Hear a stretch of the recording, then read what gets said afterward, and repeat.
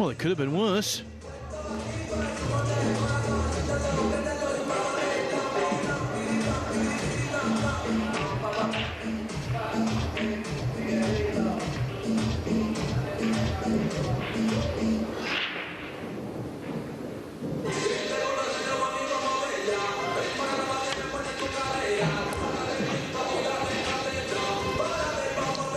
Very good. And now 3-0 beckons. Hard to imagine he won't make it. It's just connecting the dots.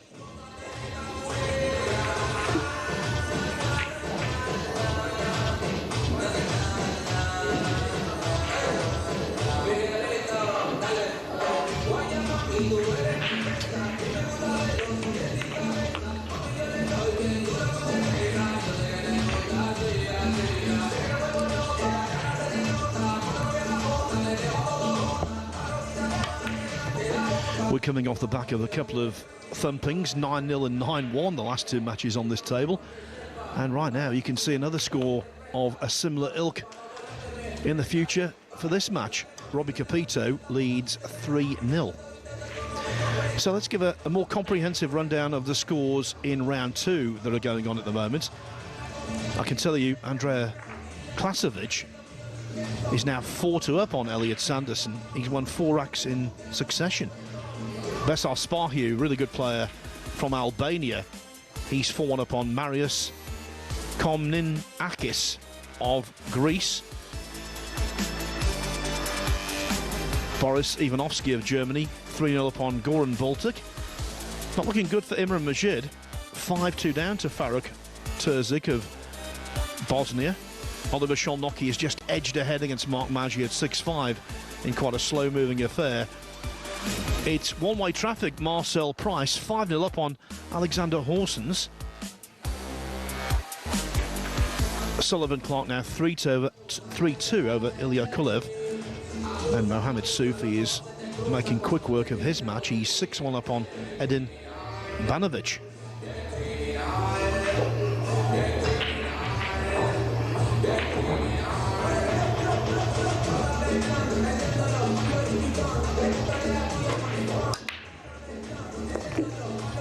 Dialed in, making the one, he's just overdrawn the rock. Cue ball follows it in the same pocket. Happens from time to time. Watch the draw on the cue ball, too much into it. Yeah, and it arcs towards the side and it's vanished.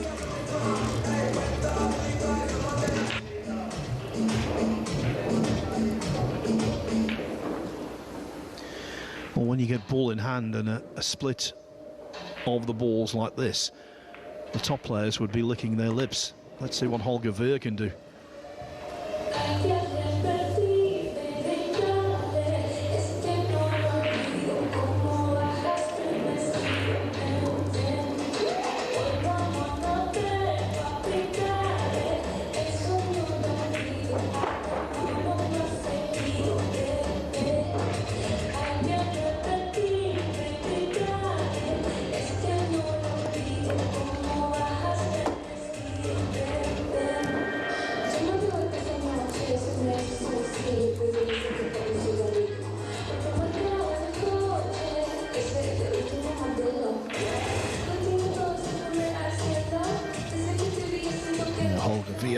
Missed a great opportunity early on, and this is his second big chance, and you just kind of get the feeling that these have to go if he's going to have any chance of not just winning the match but pushing Capito close.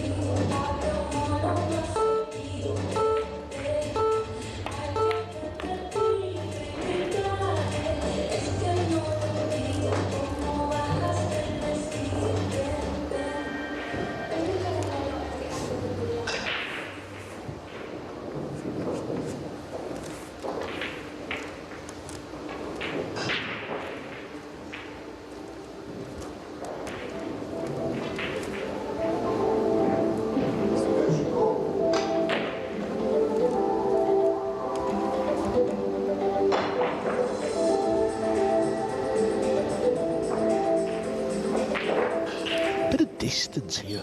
That's the problem. That Brown's 7 ball does not go in left centre pocket. It's way too tight. Doesn't go up past the 8 ball, so he's got to get back high, centre of the table. He's going to have to put a good stroke on this. That makes the pot missable. Needs to travel. A few more rolls. He'd have been okay. He's got a thin pot here now. Good effort though.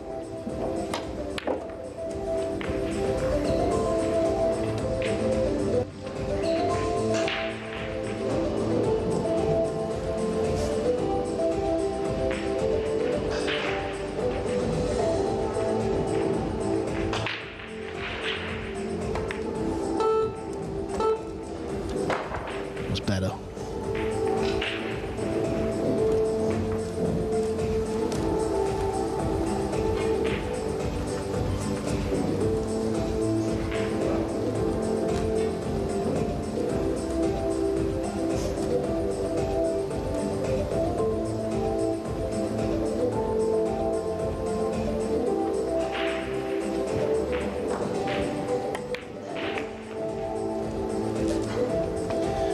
Vastly improved rack this from Holger Veer. He's taken these really nicely. Let's hope he doesn't spoil it by missing the 9. Don't think he will.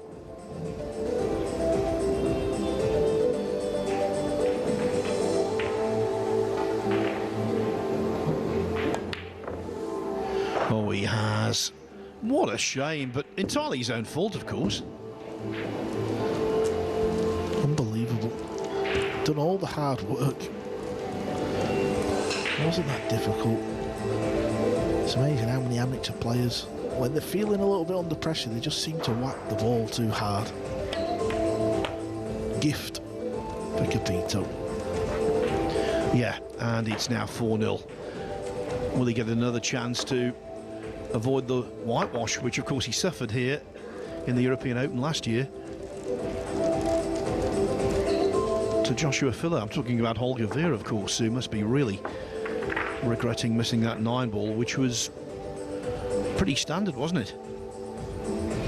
There's an all-German match going on table 20 right now. Nicholas Doer, who's had some good results on the World 9-ball Tour. He's 2-0 up on Piers Bayer, who won our second match on the main table earlier today. Carl Naderberg from Estonia. He's 1-0 up on Carlo Balassi. And didn't Carl Naderberg beat you in a UK Open a few years back? Talking of the UK Open, it's at Brentwood from May the 26th to the 31st. That's Tuesday to Sunday. Brentwood is in Essex, just off the M25. We've had some pool there in the past, most notably the World Cup, played in a very hot week when there wasn't a lot of air conditioning in the venue. That's what I remember about that. But it really is a cracking week, and that particular venue also hosts the English Open snooker.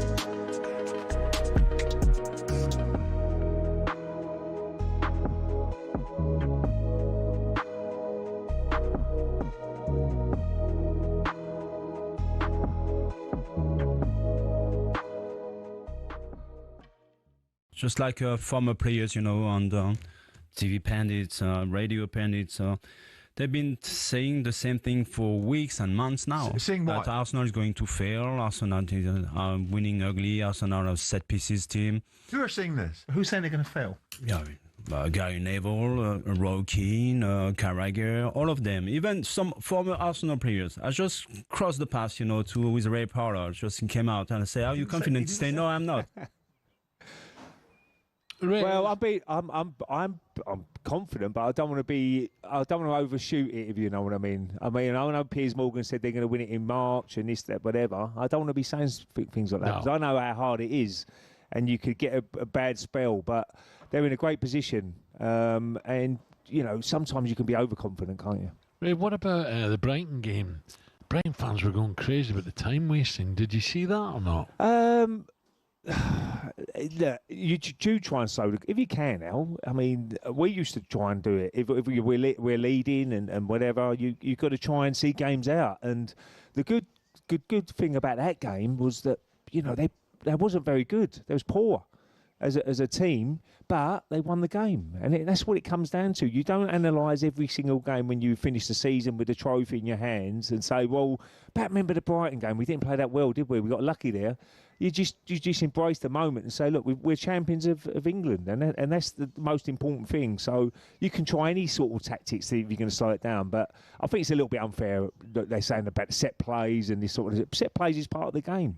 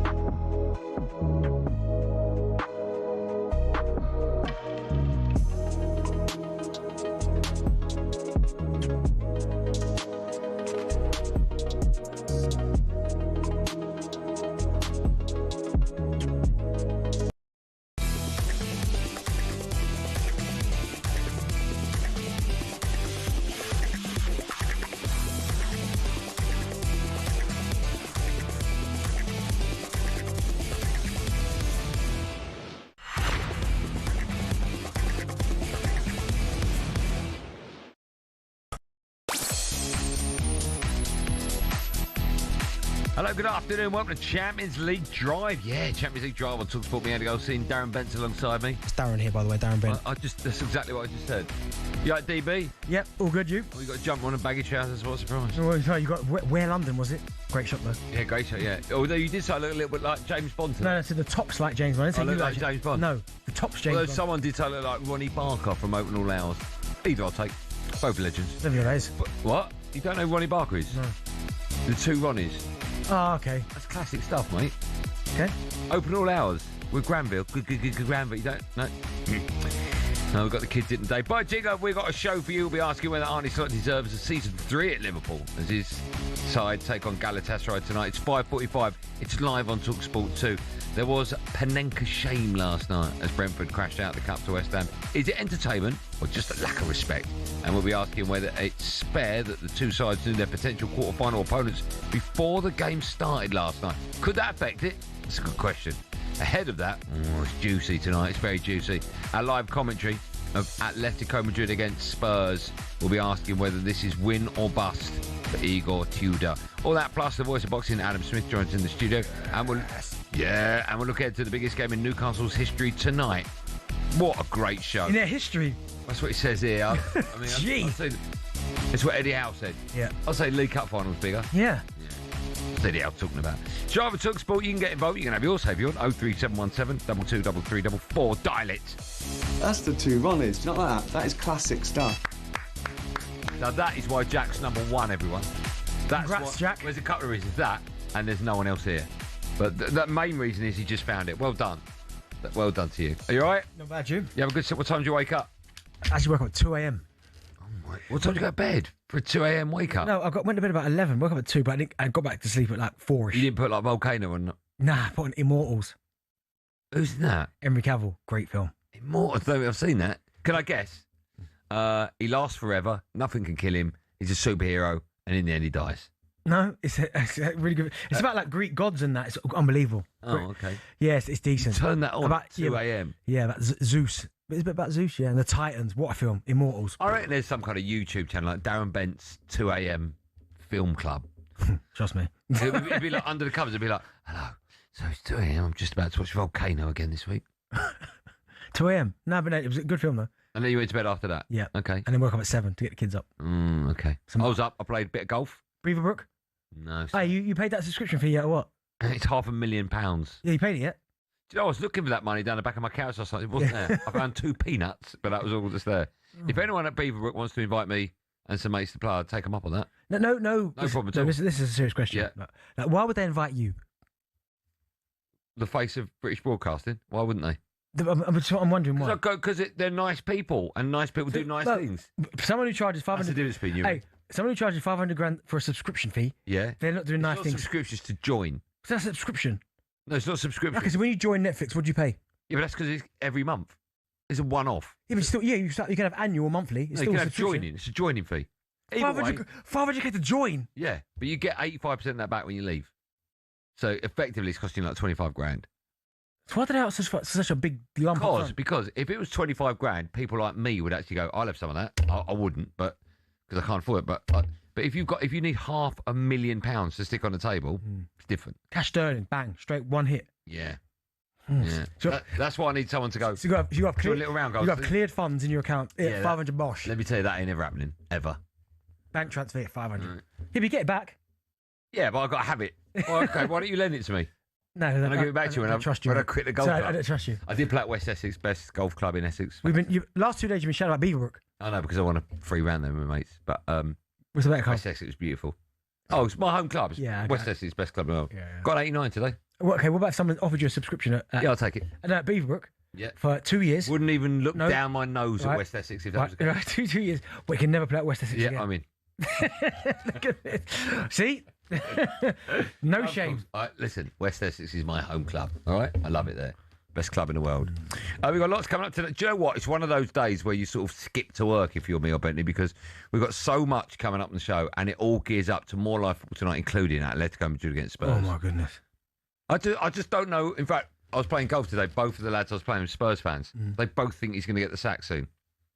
I would have sacked him already. I know, but now he's there at Atletico. They'll get beat at Atletico. They will. Oh, you never know. Shut up. They'll lose against Liverpool at Anfield the weekend. Then Atletico again. Then he's got to go. Then it's then Forest. Then Forest. That's when the Harry Redknapp needs to come in, or whoever's going to come in. Jeez, I just don't understand why you keep allowing him to take the morale even further down. I know. It's It's bizarre. rock bottom now, isn't it? No, it's not rock, but it will be. Yeah. I think they might get a result of Atletico tonight. I think you've been drinking before the show. What makes you think that? Based on what? Just because the Spurs, Champions League, you can't listen. You can't deny in the Champions League, Spurs have been good. They haven't really played anyone. But okay, but have they done well? They finished fourth. They will get their bottom spanked. No, I'm not saying that they won't get beat, but I guarantee the performance won't be as bad as you're thinking. At least 3 goals conceded, and Atletico aren't really known for their high scoring win today. Well, I mean they're a decent side, by the way. Yeah, but you think Spurs will win, do you? No, I don't think it'd be as one-sided as you think. Okay. We're also looking ahead to another game, actually, you can hear live on talkSPORT tonight. Liverpool, they go away to Galatasaray. It's on talkSPORT 2, actually, tonight, the early kickoff. So we're going to start off with this question. Does Arne Slot deserve a third season?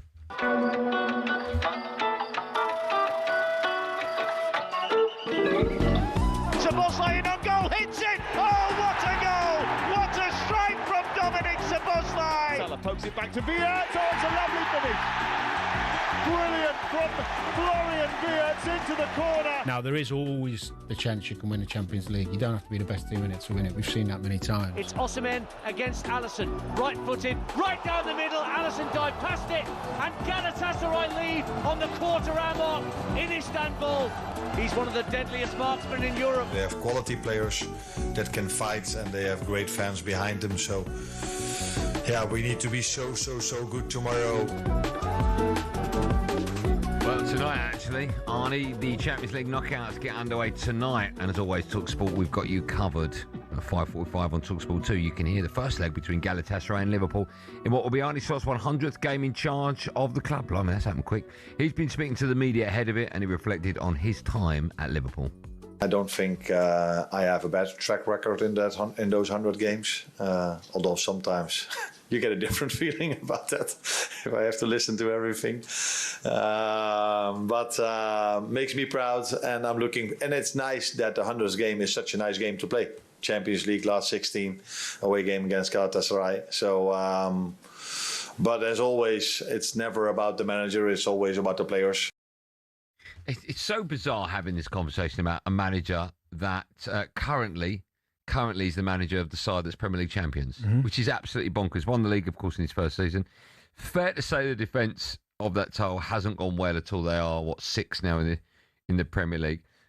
We were having a chat in our meeting that you weren't there for because you were late. And we were discussing the fact that quite a few Liverpool fans aren't sold on Arne Slot. And I understand why. His style of football's different. But the amount of players that have left Liverpool aren't there anymore. And the amount of players that he's brought in, it takes time to find their feet. It is quite incredible that you can win the league at your first attempt and be under pressure the following year when you defend it. Yeah, I mean, just because expectation and standards. And last season, he came in, and again, you can't take it away from him. He did win the Premier League. So you have to give him credit. This season it hasn't gone as well, although I think they've invested in the squad. Yes, they've lost players. Trent obviously went. God rest his soul, Diogo Jota, Luis Diaz, Darwin Núñez. They lost these players, but on paper, when you look at what they recruited, Frimpong, decent, Wirtz, Ekitike, Isak, Kirkes, that's a good five. But Isak, obviously, the injuries, didn't have a pre-season, so he's not really got going yet. It took Wirtz a little bit of time, although there were always flashes. He hasn't figured out that right back type slot either yet, so he's still trying to figure that out. And they've also lost the superstar that is Mohamed Salah. I know he's there, but he's not. Yeah, but he's a shadow of himself. Fallen. Yeah, so I would definitely give him. I think you got to give him another year. I think to sack him after. I mean, if they finish in the Champions League places this season, right, you kind of go, all right, top five. That top five, you go, right, fair enough. At least you're back in there. Yeah. But I just think to kind of sack him after he finished in the Champions League his second season. He wins the Premier League in his first season. I just think it might be a bit reactionary. I know the football potentially isn't what it used to be in terms of it's not like heavy metal rock and roll that Klopp used to play. I know at times they've been called quite boring in terms of their kind of build up play, a little bit slow. And some Liverpool fans, certainly the ones that I know, haven't enjoyed watching that. But I just think if he finishes in the Champions League and they have a decent run in the Champions League competition this season, and they're still in the FA Cup, you still got to give them that to him. How important do you think their run is in the Champions League? I think Galatasaray away first leg is tough. I know we talked about under the lights, etc. at Anfield for the second leg, but if they were to not go through this tie, how damaging could that be to his chances of being there next season? Do you think the Champions League is huge for him as a manager? Potentially, yeah, but I don't look at Liverpool, the owners, and see them as reactionary. Like, they're not knee-jerk where, oh my goodness. I know, but if you break the British transfer record twice and finish fifth and no trophy, that is a huge fail. Huge fail. It is, yeah, but he's got credit in the bank with the one Premier League title that he's got. He matched Jurgen Klopp in 1 year. In terms of Premier League, yeah. But Jurgen Klopp is one of the best there is. But I just think you've got to give him to the end of the season. End of this season? No, I think you've got to just get and then let him start next season. I don't think you get rid of him before next season. I think you have to let him see out this season. They finish fifth, lose in this round of 16 against Galatasaray, and don't win a trophy. You think he's going to stay? Yeah, I would. Yeah, I'd let him see out the season, see how the season progresses and ends. No, but at the end of the season, that's it. Yeah, but how do they fit? Do they win all their games? They get knocked out in this, right, against Galatasaray. Do they win the remaining Premier League games? And they finish 4th, 4-5. Yeah, I'd give him till the start of next season to go again. How do you think the fans will feel about him? Well, there's someone on the fence now saying he's got to go. He's got to go now. He's got to go. Because you've got Xabi Alonso right in the wings, potentially. That's the thing, is that because they've got a Liverpool legend who done unbelievable things at Leverkusen, it was always going to struggle at Real Madrid. His record at Real Madrid was unbelievable, by the way. Again, I was listening to Gareth Bale on a podcast, and he spoke about he didn't think the Alonso situation would work because he's a great coach, but you almost have to at times allow these players to play with that freedom. Like, they don't want to be coached and drilled. Like when Ancelotti was at Real Madrid and Zidane, they were good tactically if they had to be, but most of the time it was just like, go on, off you go and do what you need to do. And Xabi Alonso is a young coach who was never going to do that, so it was never going to work. But yeah, I think it would be quite harsh if they just sacked him straight away. Listen, big game for Liverpool. It's live on talkSPORT 2. It kicks off 5:45, which of course means we'll be on air, so we'll have team news ahead of it in about 10 minutes' time. And if ever a goal goes in or there's a big decision, you'll hear it first right here on talkSPORT, or you can listen to the game, as I said, on our sister station. We're going to talk boxing in just a moment with Adam Smith, but we will take your calls straight after that. So Liverpool fans, you can dial in now about Arne Slot. What's your view on him? Are you a fan of his, and does he deserve a third season if it goes horribly wrong this time round? 03717 223344. All of that's coming up in just a moment. First, it's time for a bit of no Googling. We want to know which Premier League manager has Arne Slot faced the most times without ever losing. Never lost to this manager. Any idea? Okay. The answer to that. The answer to that. Why do I stare at me? And boxing chat and loads of football. Remember, from 5 o'clock or 6 o'clock, we're gearing up to Spurs. They're in action tonight. I think 6 o'clock we're taking calls on it. Big night for Tottenham. 03717 223344. The number to dial if you want to have your say on all things Arne Slot.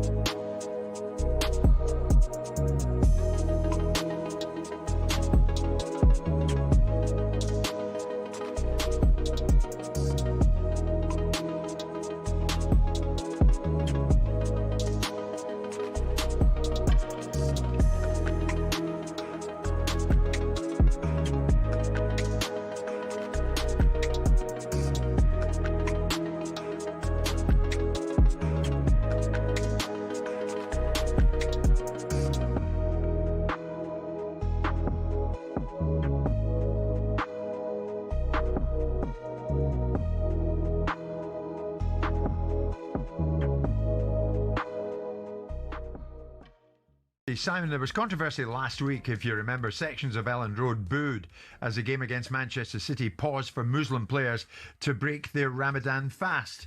The incident occurred 11 minutes into the game. An explainer flashed up on the big screen. Do you remember that? Play has been paused briefly to allow players to break their fast, but the boos continued alongside some chanting. Manchester City on that occasion named 3 players, Muslim players, Marmoush, Cherki and Ait Nouri, in their starting 11. And it goes back to the fact that in 2021 an agreement was introduced to allow Muslim players to break their fast during a Premier League match. But there was a lot of chat around that and as to why a certain number of Leeds fans ended up booing. Was it because of a pause in play because of the fasting? Well, ahead of another fasting break in yesterday's FA Cup match, Leeds this time were proactive online with a statement which seemed to outline why the booing may have happened, blaming themselves for poor communication. And Leeds said, Leeds are asking for respect to be shown during this Sunday's 5th round tie against Norwich. Play will be paused to allow players observing Ramadan to break their fast, including our own striker, Joel Pirro. And that seemed to work because They referred to the first game at Elland Road. It was paused. And then they said, now, while we displayed a message on our big screen at Elland Road to explain why the game had been paused, it wasn't visible for approximately 25% of the stadium, including the South Stand. In our preceding fixture with Manchester City at the Etihad in November 2025, the game was controversially stopped in the second half for a tactical timeout. During an injury break, with the squads congregating on the touchline, fans may have thought that this was happening again.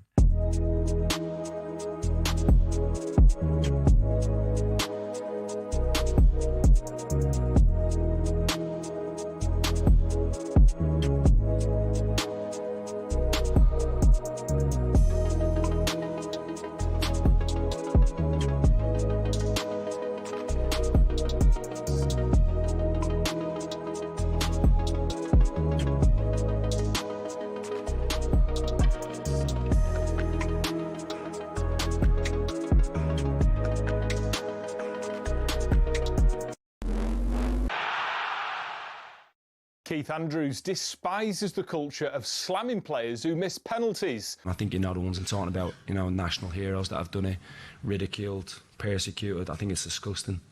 It takes serious courage to do that. He practices that technique a lot.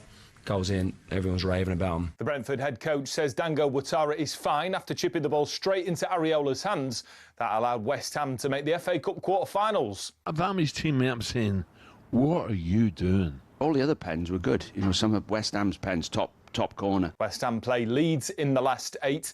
Nuno Espirito Santo told us their cup run will help the squad as they push for Premier League survival. Meanwhile, former Spurs defender Sebastian Bassong's told us Harry Redknapp could be a very helpful addition for them in the short term. The way he used to manage us, it was really man management. He used to put a lot of responsibility onto us because he had these skills to pick up good players and good men in order to play amongst each other. Spurs go to Atletico Madrid in the Champions League live on talkSPORT tonight. Liverpool's trip to Galatasaray's Rams Park is the early kick-off on talkSPORT 2. Now, Australia have offered asylum to the rest of Iran's women's football team after 5 players claimed asylum.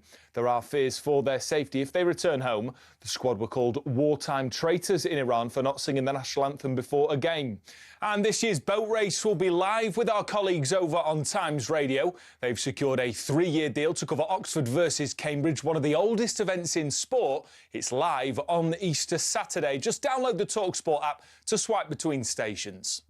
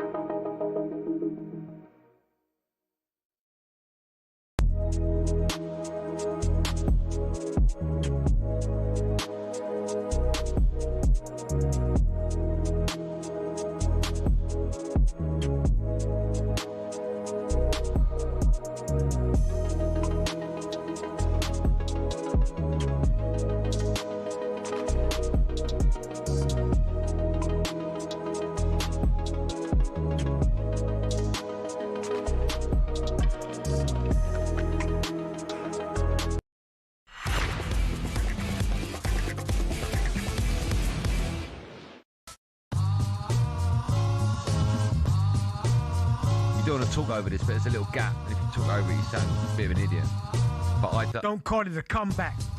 Yeah, before the break, ask the question: which Premier League manager has Arne Slot faced the most times without ever losing? Four games, 4 times, no defeats against Mikel Arteta. I knew it. I can tell the way you looked at me when you asked the question. All right. What a tune this is. Love. Hey, Jack, can we actually play the proper version of this next? Yeah. LL Cool J. Still to come, we'll have team news ahead of Galatasaray against Liverpool, live on talkSPORT. But now, Tuesdays only mean one thing at R4 on this show. There's a real feeling that this is the best versus the best. White's lost control. White has lost control completely. How many more do you want? This is The Voice. Yes, time for The Voice, our weekly feature, where we're joined in the studio by the voice of boxing as we say good afternoon to Adam Smudger Smith. Smudge, man. Good afternoon. How are we? We've only got you for one section. You've got a bit of parents' evening. We have, actually, yes. My son Oscar, it's A-levels time. Big parents meeting. It's the economics, the maths, the French, or the Italian, sorry, and the chemistry. Do you do it face-to-face, or is it live on Zoom? Live on Zoom. Yeah, so we do that, right? And you get like 8 minutes with each teacher, right? You get 5 minutes and then it goes. And the red thing goes, and then you go back and you're gone. So you know what I do?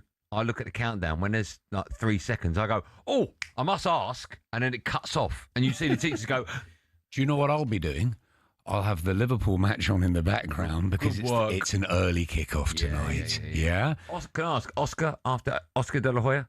Oscar Wilde, Oscar De La Hoya, yeah, favourite sort of playwright, one of my favourite fighters. Yes, my wife would say Oscar after...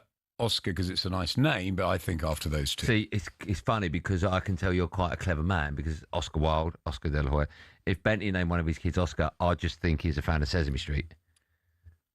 He's a little fella in the... That's rubbish. You're ready for the next parents' that was actually very good, but... No, it's rubbish. No, Bentley's ready for the next parents' evening. I'm telling you, I'm not. It's not me. Listen, I'll be there. If I'm not working, I'll be there. But really, most of the time, I'll make sure I am working. Right, talking to working, Liverpool working in a moment. We'll talk boxing in just a sec. But reminder, 5:45 on talkSPORT 2. You can hear Galatasaray against Liverpool in the first leg of their Champions League tie. Last 16. Team news for that is in. The wonderful Ian Danter has all the details. Dance, good afternoon. Afternoon to you, gents. Well, Liverpool have made 5 changes from the FA Cup win they got Friday night at Wolverhampton Wanderers. We knew that Alisson has not travelled to Istanbul, picked up an injury in training, so Georgi Mamardashvili keeps goal. The other players coming in are Kerkez, Wirtz, Konate and Ekitike. Here's how they line up. It will be Mamardashvili in goal. The back four of Gomez, Van Dijk, Konate and Kerkez. Gravenberch and McAllister will hold in midfield, and then Salah, Wirtz and Szoboszlai in behind Ekitike in attack. It's going to be a 4-2-3-1 for Galatasaray as well. Few familiar names in their lineup, boys. Notably, 4 players going forward. Davinson Sanchez at the back, ex-Spurs. You've got Lucas Torreira, once of Arsenal, and Mario Lemina of Wolves and Fulham in central midfield. And Gabriel Sara used to play for Norwich, just tucked in behind the man who scored the penalty that beat Liverpool last time they were here, Victor Osimhen. Live on talkSPORT 2 from 5:30 with kick-off at 5:45. It is Galatasaray against Liverpool. Good work, Dan. We'll keep you up to date with that if you want to stay on talkSPORT. If not, you can go over to talkSPORT 2 and hear it. All live. Right, we've got lots to talk to Adam Smith from the world of boxing about. We'll start. Where should we start? Let's look ahead to a big fight this weekend. Live on talkSPORT, actually, and DAZN. Jazza Dickens defends his WBA World Super Featherweight title. That's against Anthony Kakache on Saturday. Yep. Dickens is, 3 years younger than Kakache, but has more fights under his belt as a pro. How is each man looking going into this fight? It's a tremendous matchup, and it's St Patrick's Day weekend in Dublin, of course, the rugby, and then a huge fight night. Queensbury put on an absolutely mouth-watering bill. Pierce O'Leary in action as well, and plenty of Irish talent, and it's just a fantastic night. It's going to be absolutely buzzing, and this is a great main event. WBA super featherweight champion Jazza Dickens, a wonderful story. He's taken a long time getting to that place. He's had world title opportunities down in weight, and he's come up. He's won this title. And Anthony Cacace is another guy who's just stuck in there, and it's come good in the last 2 or 3 years. He's on a great winning run. He beat Joe Cordina, Josh Warrington, and then dismantled Lee Wood in Nottingham in front of Wood's faithful. And he's a lovely guy, and so they both are. They're both cracking blokes. They've got huge respect for each other. They're very similar in character. However, they're very different as boxers. Jazz is little. He's 5'5". Anthony's much bigger, like 5'10". Southpaw, orthodox or switcher. But it should be a really good clash, and I can't wait for it. Do you think the winner will get a unification fight potentially? Deserves, absolutely deservedly so. I mean, when Anto won that IBF title against Joe Cordina, that was a big upset, but it was a terrific performance. I thought it was his best performance up to that point in his career. And I think that, the winner of this absolutely has to go on and have a unification. But this is a great fight as it is for a world title. As I say, O'Leary in with Maxie Hughes, who's a really good southpaw fighter. He takes the fight at fairly short notice after Mark Chamberlain had to put out. It's a really good replacement. So 2 crackers on that one and more. Yeah. We've got so much to cram. I really want to talk to you, not just about Jai Opetaia, but also this... Is it Zuffa? Is that what it is? Zuffa. I want to talk to you about this. He became the first winner of the Zuffa World Cruiserweight title over the weekend. After signing with Dana White, of course, back in January. He's now apparently going to be stripped of his IBF Cruiserweight belt. Yeah, that's... Because they haven't been sanctioned. Here's my question complex. to you, right? Here's my question to you. So I understand why Dana White wants to introduce his own belts at different levels, right? Yep.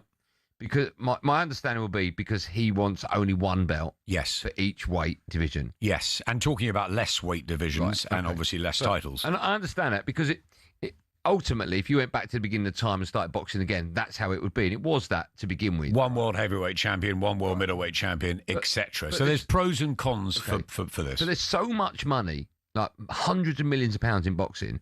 There is no way that there will be a day where the WBC, the IBF, WBA actually go, oh, we'll stop now. I don't understand that. This is boxing. Once in a while, somebody comes in, changes the sport. Al Heyman did it a few years ago. Turki Al-Sheikh, of course, has done it the last 2 or 3 years. He's put his flag in Dana White's possession and says Zuffa boxing is the future. So this is very interesting because obviously Frank Warren, Eddie Hearn, Oscar De La Hoya, all the great promoters of the world today are not going to lie down. They're going to fight back. We've seen what's happened with Eddie signing Tom Aspinall, having a management company now, part of Matchroom. So with Conor Ben almost going to the other side. So there's a lot of moving parts. It's going to be fascinating going forward. Boxing has always been the Wild West, okay?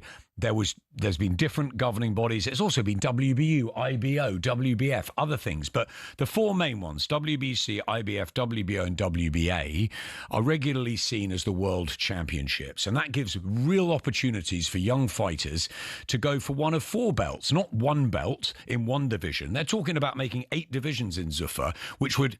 People like Dalton Smith, who's just won a world title, and Josh Kelly, their weight division won't exist. So I see what they're doing. The UFC wrapped up, storytelling, all under one roof, easier for the casual to understand. But they've either got to take on the whole boxing world, and that's going to take time, or they're going to have to pay the governing bodies, pay the other promoters, and try and get them all under the same umbrella. Can't see that happening with the egos, the characters, and the people, the great promoters like Frank and Barry and Eddie, who've been doing this for years and years. They're not just going to lie down when Dana White turns up. They're going to fight. But some people are saying, oh, Eddie might end up working with Dana. He's got Tom Aspinall now. It's a really interesting sort of future. I think the best thing is there's a huge amount on DAZN. talkSPORT Live this weekend as well. We've got Netflix coming in with Tyson Fury, the Mayweather-Pacquiao thing we talked about last week. You've got Sky coming back in with MVP as well. So it's a win for the fans. They're seeing much more boxing than before. Lots of entertainment. Misfits was on DAZN last weekend. There's something for everybody. I can't answer how quickly Zuffa will succeed or not succeed, but they've got some very smart people behind them, and it'll be fascinating to see whether Nick Khan, Dana White, Turki Al-Sheikh, and then Eddie and Frank. I mean, there's some wise people around this combat sports world, and there's a long way to go, I think, here. It's going to be a really cool year. Do you think, like, this is your personal opinion, do you think there's too many belts? Because I understand it from the perspective of maybe fighters getting an opportunity, because if there's one belt, it might take your whole career, you get one shot and that's it. But one belt, it's the best of the best. But do you think there's two? Because I personally believe there's way too many. Yeah, when I grew up, I loved the fact that there was sort of seen to be a world champion in a weight. But then when Mike Tyson unified the heavyweight division, it was incredible. He went and picked up all the belts. So I think from then on, some fighters have favoured certain belts, certain sanctioning bodies. The WBC Gold and Green are some people's dream. Other people have taken the WBO. That was Joe Calzaghe's belt for many, many years. Nassim Hamad's as well. So, look, I think for me, it's about fighters making money and having opportunities. And while there are 4 championships titles to win to become a world king, for the kids out there, they see all that there's chances here. Where does if the ring there's belt fit one, in? how hard is that going to be? Where does the ring belt fit in all this? For the casual fans, they want to see one champion. That's the problem. Where does the ring belt? That's a really good question, because Turki Al-Sheikh had said, the Ring magazine, the ring belt is gold. It's what all the fighters love. That's where the rankings are. Now it's Zuffa belt. Jeez. What's next? Yeah, so it's many. the Darren Bent belt. You got to work hard to get that. You've got to be good at parents' evening, haven't you? Yeah. I think the only thing that'd be good for is having your couch. Before we let you go, there was a fight you wanted to mention, or not? You said to me in the break. A fight I want to mention. Did you want to mention a fight before you go? I want to mention the fact that it's Dublin this week. That's the one. No, next week. Oh, no, next week. That's next right. week, we're at the Copper Box for Lidar. That's the 21st, I think it is. 28th. Yeah. Moses Italma is back. Yeah. I hear Lee Wood was in the building earlier as well. Lee Wood. Is he going to have another fight? It's all happening in boxing, Andy and Darren. I love it. Smudge, Liverpool get a big win tonight as well. No, they'll lose tonight. They're out. Do you want Arne slot in or out? Oh, he's got to answer a question now. This is tough. Well, you know, one side of me, Andy, says this. No. Gabby Alonso and Steven Gerrard. What do you want? What do you want Arne Slot in or out, is my question. You can answer it with just in or mentioned out. A couple of other No, names. that's the answer to the question. Name other people. Xabi Alonso and Steven Gerrard. I'll take those. He wants them out. Right. If you can't get them, do you want to keep Slot? Look, now he's stuck. How you going to answer that one? I was with I don't care who you win. I was with a couple of Spurs fans earlier who both think Spurs are going down and they would take Slot tomorrow. Right. Do you want Arne Slot as your manager? Just yes or no. Simple question. Let's get out of here. Well played, Smart. Xabi Alonso. Do I want Slot? My son definitely doesn't want Slot. I know that. Well, it's lucky his son's not here. But it's his parents' meeting. I've got to go. I've got to go. It's the maths. It's the chemistry. I've got to go. I hope he fails it now. No, you don't. Yeah. No, you don't. Because his dad wouldn't answer me. You don't. If you answer me, I hope he passes. Yes. Okay, I hope he passes. What was the question?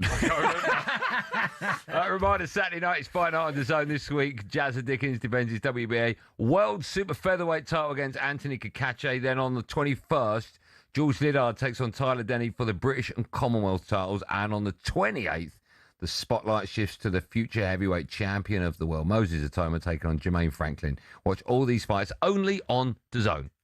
Boxing update on talkSPORT with DAZN, the global home of boxing. Sign up now at dazn.com/boxing. Smudge, that's all we've got time for. We will see you next Tuesday. See you next Tuesday. I look forward to that. Let us know how we got on. I will let you know. And do the thing with 4 seconds to go. Go, oh, one other thing. One other thing, bang, gone. Like that. Don't worry, Galatasaray, Liverpool, as we have parents' evening. Yeah, I hope you lose. That game, by the way, is live on talkSPORT 2 in less than an hour. We'll be gearing up to Tottenham. They're away at Atletico Madrid, so we'll take your calls on that. 0371722 33344. Lots coming up between now and 7. Live on Drive on talkSPORT. Me, Andy Goldstein, and the legend that is Darren Bent.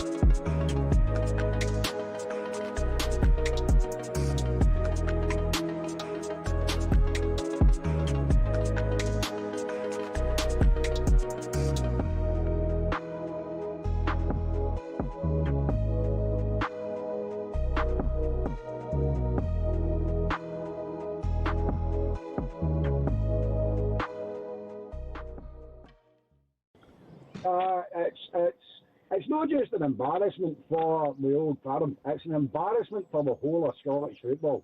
And Scottish football as a whole is getting tarnished with this. And I just think it's incredibly unfair on the normal, well-behaved football supporter that they're getting tarnished with this brush. And I was listening to David Tanner. It's not just that yesterday, this has been going on for a long, long time. And Rangers as a football club need to address their own house. They need to put a stop to this. I know the way of stopping it is by banning them. Get them gone for the stadium. Nobody wants them. Yeah, it's with the mask on as well, isn't it? All the covering their faces up as well, Gregor. How's that anything to do with football? I go to a football match. I like to wear my colours. These people are not football supporters. They're mindless thugs. They're mindless thugs. Yeah. Greg, and I've always said, look, I'm a Glasgow boy. I've always said that, the history and all that. There's nothing, for me, there's nothing wrong with being excited before the game, singing your songs for 90 minutes, and then going home and being normal again. There's nothing wrong with that. You don't have to run on pitches, throw a few punches, and that's just beyond a joke. It's a disgrace. That's the way it used to happen. Many years, there was trouble. Of course there was. It's part of the terrorism, but not like this. And that's, as I said, it's a minority of people that's causing this.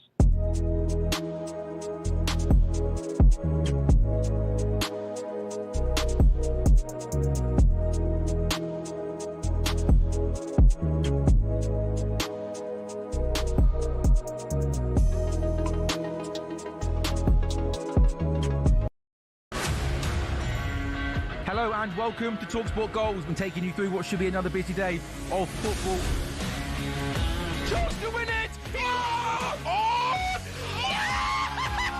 We don't need to do that, guys. I'm going to owe you an apology. How would you get to that conclusion? That's a weak mentality. Oh, get out of it.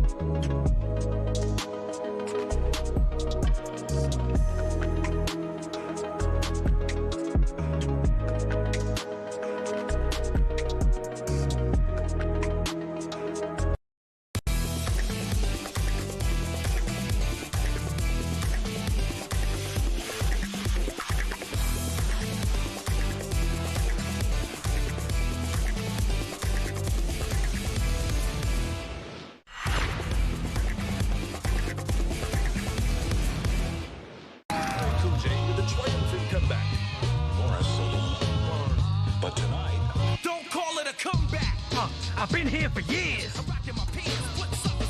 Like that, you won't be here for more years. Jack, why do you listen? He bullies you, Jack. No, he doesn't. Jack, I love that. Jack, I love that. What a tune.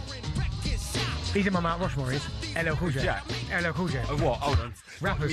Stop music. No, rappers. Right, go on, then you Mount Rushmore. Oh, right. Jay-Z. Tough nowadays, isn't it, with these? Yeah, this is me personally, right? Yeah. Kendrick Lamar. Tough, because we can't talk about. Yeah. LL Cool J. Yeah. And probably Biggie. You're not sticking in Eminem? Nah, I love Eminem, but Biggie. Mount Rushmore's only 4. No, you're not sticking him in, no? No? That's my Not good enough for you. Joe, I love him. No. It's just love. Go through your 4. No, go through your 4 again. I love Mac Miller too. Mac Miller. No, LL Cool J, yeah. Go on. Biggie. Yeah. Kendrick. Yeah. Jay-Z. Yeah, okay, yeah, fine. It's not... still to come and be asking whether the Penanka penalty is entertainment or a lack of respect. Talking of Benny. Just quickly, American businessman David Storch is the leading contender to take over at Sheffield Wednesday. after outbidding former Newcastle owner Mike Ashley. And Carl Walker, your mate, Carl Walker, I can't even talk. Carl Walker has announced his retirement from international football, having earned 96 England caps. He's probably listening, Carl. He listens all the time. Why don't you get him on? Just give us a little call, Carl. I know if you're listening. No. Why don't you get him on? Well, no, I don't. Listen, it's his day, but I'm just asking him so the world can hear. Have you texted him? Yes. What'd you say? Would you come on? What did he say? One tick. Oh, my God, it's Brian Robson due. Yeah, but listen, Carl, if you're listening, we'd love to have you for 10, 15 minutes. Yeah, the best right back. To celebrate you. The best right back we've ever had in this country by a country mile, yeah? Would you agree with that? So, no Snoop, no Audrey. Yeah, love them both. That's not what I was alluding to. No, I love them both. No, Eminem. I like Matt Miller as well. Do you know Matt Miller? Yeah. Love Matt Miller. Yeah, okay, fine. Carl Walker, best right back we've ever had, right? I think so. Yeah. Yeah, I think so. Can I ask, when a player decides to call it a day just before a World Cup is looming, do you think he's had that conversation? Yeah, and there's been a couple of times where, listen, for the past decade and longer, no one was getting past him, the pace, the energy. And there's been a couple of times this season you've seen players, and it happens, obviously, Mother Nature catch up with you. Father Time will always catch you as well. Which one? Bit of both. Mother Nature and Father Time. Yeah, both of them. That's a couple of parents, isn't it? Yeah, a couple of them run away from him, and it's like, oh, that doesn't usually happen. Yeah. But, I mean, what he's done for England, he has been incredible. About times he's bailed us out, by the way, in terms of his pace, getting back into position. And also, it's very rare that you get someone great in their position, but equally as brilliant when they're asked to play like in a 3. Yeah. Because he plays that role just as well. Fantastic. Yeah. All right, well, maybe he'll... Hey, sounds it. No Bubba Sparks. Hey, Jack, next track, Bubba Sparks. No, Jack. Ugly. What a tune. Jack, you do what you want, all right? You do what you want. Coffee, Jack? Coffee? We're going to do what we want when we come back. Well, actually, we're not. Producer Joe's told us what to do. We're talking about the Panenka penalty last night, the controversy surrounding it. I've not even talked to Benty about it, but I think it's a little bit self-indulgent, so I'll get your views on it. If it goes in, it looks great, but you don't need to do it. I don't see why you do it. You don't need to. It's just a way of showing off, trying to mug off the goalkeeper. So, Panenka penalty chat when we come back, 03717 223344. We'll talk about Newcastle, Barcelona. We'll talk about Atletico Madrid, Spurs. We'll have team news, Liverpool there in action in 45 minutes. What a Tuesday drive time show. You can be a part of it if you want to talk Panenkas. 03717 223344. That's where we go right after this live on Drive on talkSPORT. Bubba Sparks.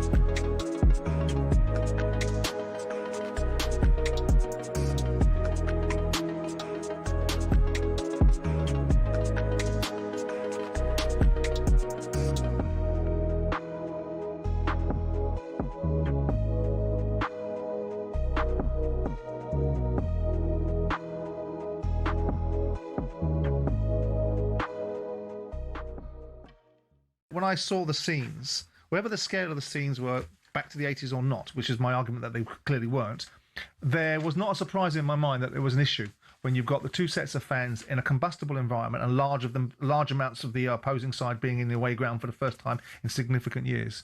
I look at the rules and say, it's interesting about rules being quoted as the SFA enforcing a 20% rule around the stadium capacity, yet the rules in the SPFL require you to provide a certain amount of away fans for the SPFL games, and Rangers and Celtic seem to have ignored that for years. So I don't really understand why they couldn't have ignored it for this game and turned around and said, in the interests of what we think is common sense, right now we don't think it's appropriate to stick 7,500 fans in a football stadium from the opposition right now because we think it's going to lead to problems. Then you look beyond that and go, well, you could have ignored the rules if you wanted to, and that may be me being a little bit cheap on the observation, but notwithstanding it, it's still there. You then look at it and go, if you don't think this was surprising, you think it's disappointing. I bet if I ask Bill Leckie, put aside your disappointment and your unhappiness, are you inherently surprised? Well, probably not. So what was done to prevent it?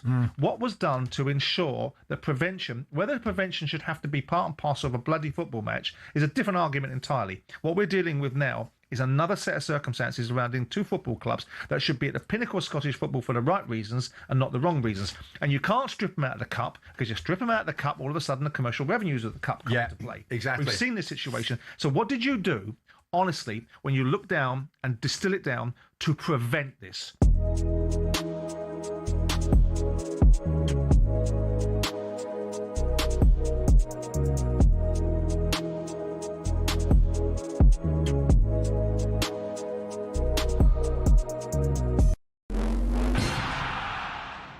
Over the years, we've been treated to some amazing exhibition events in sports. Some become iconic, but many fail to live up to the hype. So what are some of the most anticlimactic exhibitions? Technically, it wasn't an exhibition because it ended up being sanctioned as a pro fight, but it basically was. 2024 saw Mike Tyson return to the ring to fight YouTuber Jake Paul. The event, which Paul won, was streamed by 65 million people on Netflix, making it the most streamed sporting event ever at the time. But many complained of buffering and freezing. And as for the fight itself, well, it was considered an entertaining disaster. I mean, it wasn't prime Tyson. He was 58. And after the fight, Paul, who was 27 at the time, said he'd actually gone easy on Tyson towards the end. Now, Mayweather-McGregor in 2017 was a better watch, despite Mayweather going rope-a-dope early on, but it was way too expensive. Pay-per-view was 75 quid, and in the stadium, the cheapest ticket was over 370. Now, this next one you could have watched for free, only because the pay-per-view had streaming issues, so they had to open it out. I'm talking about Tiger versus Phil in 2018, which was nicknamed The Match. Massive names and massive rivals going head-to-head. On paper, it worked. In reality, it didn't. The two players were mic'd up, so we all thought we'll get fascinating insight. We'll be able to hear them insult each other for 18 holes. But what we actually got was more heavy breathing and sniffles. And for two GOATs, the golf itself was bang average. And speaking of GOATs, let's end with Messi and Ronaldo. In 2023, an exhibition between PSG and the Riyadh All-Star 11 saw them share a pitch for possibly the final time. To be fair, it was a goal fest, which PSG won 5-4, and Messi and Ronaldo both scored. But it was obvious they were past their prime. El Clasico, this was not. And with it being in Saudi, there were more sports washing claims. So there you have it, exhibitions that have let us down. And I didn't even have time to mention the Community Shield.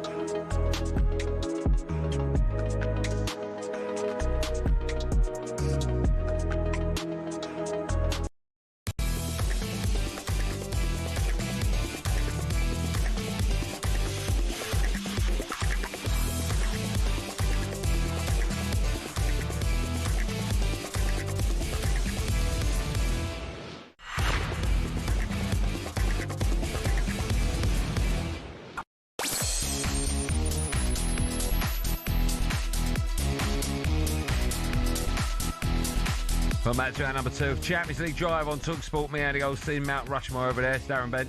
Are you behind the McSpicy? No, I'm not behind it. I'm in front of it. Still to come, we'll be looking ahead to what Eddie Howe is calling the biggest game in Newcastle's history. But now, is the panenka entertaining or just downright disrespectful? Ouattara steps up and then starts his run-up. He hits it left-footed and panenkas it straight into the hands of Areola. A dreadful penalty, a stupid decision, and he hands the advantage to West Ham United. It's hard to forgive someone when they take a penalty like that. That just felt like it was too off the cuff, too much of a risk, and he paid the price because of it. What a dipstick. Yeah, West Ham there through to face Leeds in the FA Cup quarter-final after beating Brentford 5-3 on pens. The only miss of the shootout came from Brentford's Dango Ouattara, who panenkaed his penalty straight into the goalkeeper's hands. His boss Keith Andrews spoke to the media afterwards and he refused to blame the winger for his side going out. I think the easiest thing for a footballer to do is not take a penalty. I despise the culture around players that have missed penalty kicks. And I think you know the ones I'm talking about, you know, national heroes that have done it, ridiculed, persecuted. I think it's disgusting. Well, we're not going to ridicule and we're not going to persecute, so hopefully it won't be disgusting, Mr. Andrews. But what we will do is talk about the point of a panenka. I do think it's very self-indulgent. The ultimately, right, the point of a penalty, the goal of a penalty, excuse the pun, is to put it into the back of the net, right?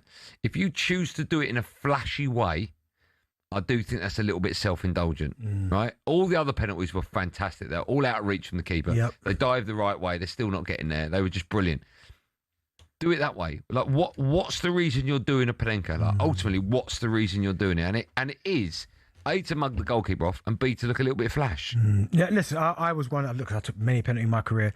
I never did that because I just the risk doesn't outweigh the reward. No, because if I take a proper penalty and he saves it, okay, fair. I can listen. I've tried to score it. Yeah. But when you panenka it and you do that, I don't think it's worth doing because ultimately the result is still the same. You score a goal.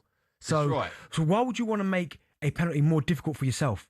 Like penalties are not easy as they are, but it's an opportunity. I know it was in a penalty shootout, but we've seen players do it in games. We've seen players do it in World Cup finals, man. Zidane. Off the bar. Off the bar, right? I just don't think it's worth the risk because I think you score a penalty, good, professional. But when you start doing panenkas, you're making a situation. You've already got a goalkeeper there, right? It's already a penalty shootout, so there's already pressure. You're putting more pressure on yourself by doing that. You look at some of the greatest strikers. I know some people have done it, but there are some, like, you look at Cristiano Ronaldo. I can't remember. I'm sure he's done one, I'm sure. He's not doing that because in his head he's thinking, I want more goals. So why am I making it more difficult for myself? Yeah. So I just think if anything, it's a waste of time. If it goes in, great, but there's no difference you doing that and me just rolling it in the corner. No. Percentage terms, you've got to play the percentages. Yeah. When you take the penalty, and that's probably the lowest of the success rate. I just don't know why he'd listen. At the end of the day, I'm not going to kill him for missing a penalty and doing it that way. No, but miss properly. Yes, if he smashed it over the bar, fair enough. At least he tried to do it. But I just think sometimes you're trying to be too clever for your own good. Yeah. And when the goalkeeper stands there and does that, yeah, it could. I think one of the commentators, either Fletch or Alan McCoy, said he should have just taken it down his chest. I mean, it was that simple. Do you know, when we used to do that in training, this is how much it infuriates goalkeepers. So if you chip a goalkeeper in training, or you do a panenka, and they save it, right? Like if you try to chip them and they catch it, or you try to panenka it and they catch it, what they used to do in training, all the goalkeepers I've played with, right? If they catch that ball, they smash it as far as they can. And I'm talking about because it's almost like a cheeky. Honestly, they used to do it. Scott Carson, Paul Robinson, Gomez, any of these goalkeepers in training, you try panenka or you try to dink them, they'd catch it and just smash the ball as far as they can. Why? Because don't take the mick out of me, go and get that. Oh, I see. They don't like it. You wouldn't have to get it, would you? Well, it depends on what the session is. Oh, I see. Okay, so you might actually have to go. You might have to, if we're doing a shooting session, potentially picks it up. Honestly, they hate it. So do you think it is disrespectful towards the goalkeeper then? A little bit. Ultimately, what are you trying to do? Take the mick. I know you're trying to score. That's the prerogative, but you're trying to do it by taking the mick out of the goalkeeper. Sat him down. If you were a manager of Brentford, you Keith Andrews, and your player does that, and that's the reason you lose, what are you saying to that player afterwards? I think to the press, you come out and say what you said. What Keith said? Yeah. But in the change room, he would have said to him, "What are you playing at?" And I'm pretty sure the captain would have said that. Hendo would have said it to him. Jordan Henderson would have defo said it to him. Because I like Keith Andrews backing his player. Oh, you got to. In front of the whole press. I like that. Yeah, me too. But in the dressing room, behind closed doors, He would have read him the right act, man. What are you doing that for? He's not been prolific since he got there anyway. I mean, he's done well, but he's not been prolific for him doing that. Is there ever a time to take a penanka? I wouldn't. If you're 4-0 up and you've got a pen that's 5 minutes to go, can you take it? It's still just put it in the net, make it 5. Yeah. Well, why have you got to do anything different? No, I know. Let's speak to Gary. He's an Arsenal fan. He can have his son out. Hi, Gaz. How are we, Andy? You all good? Still winning it? My favourite Gary. Legend. Can you hold on one sec, Gary? Legend. Hold on. I thought we blocked him. No? Okay, next time. No, You all right, Gal? They love you as much as me, Anne. Oh, that's nice, Gal. That's nice. Yeah. What would you do? What would you do if one of the... Yeah, okay, fine. What would you do if one of the Arsenal players did a penanka in a final and missed it? I think it's out of order. It's a team game. The manager, when he's got you in the circle before the penalties, should say, no, you're not taking penankas. This is 5 players or 6 players or many players going up to score as many as you can to get us through as a club and the fans through to the final. It's not about you as an individual player saying, look at me. I'm led to believe that Saka did one against Real Madrid and missed. Do you remember that? Yeah. Afterwards, I'd have pulled him and said, that's the last one you do, or you're going to get fined. I don't believe in it. I think it's a thing where the team game, how do you explain to your player, how does he explain to his players after the game?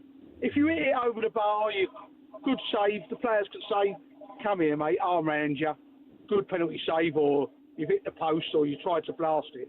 What do they say to him? What are you doing?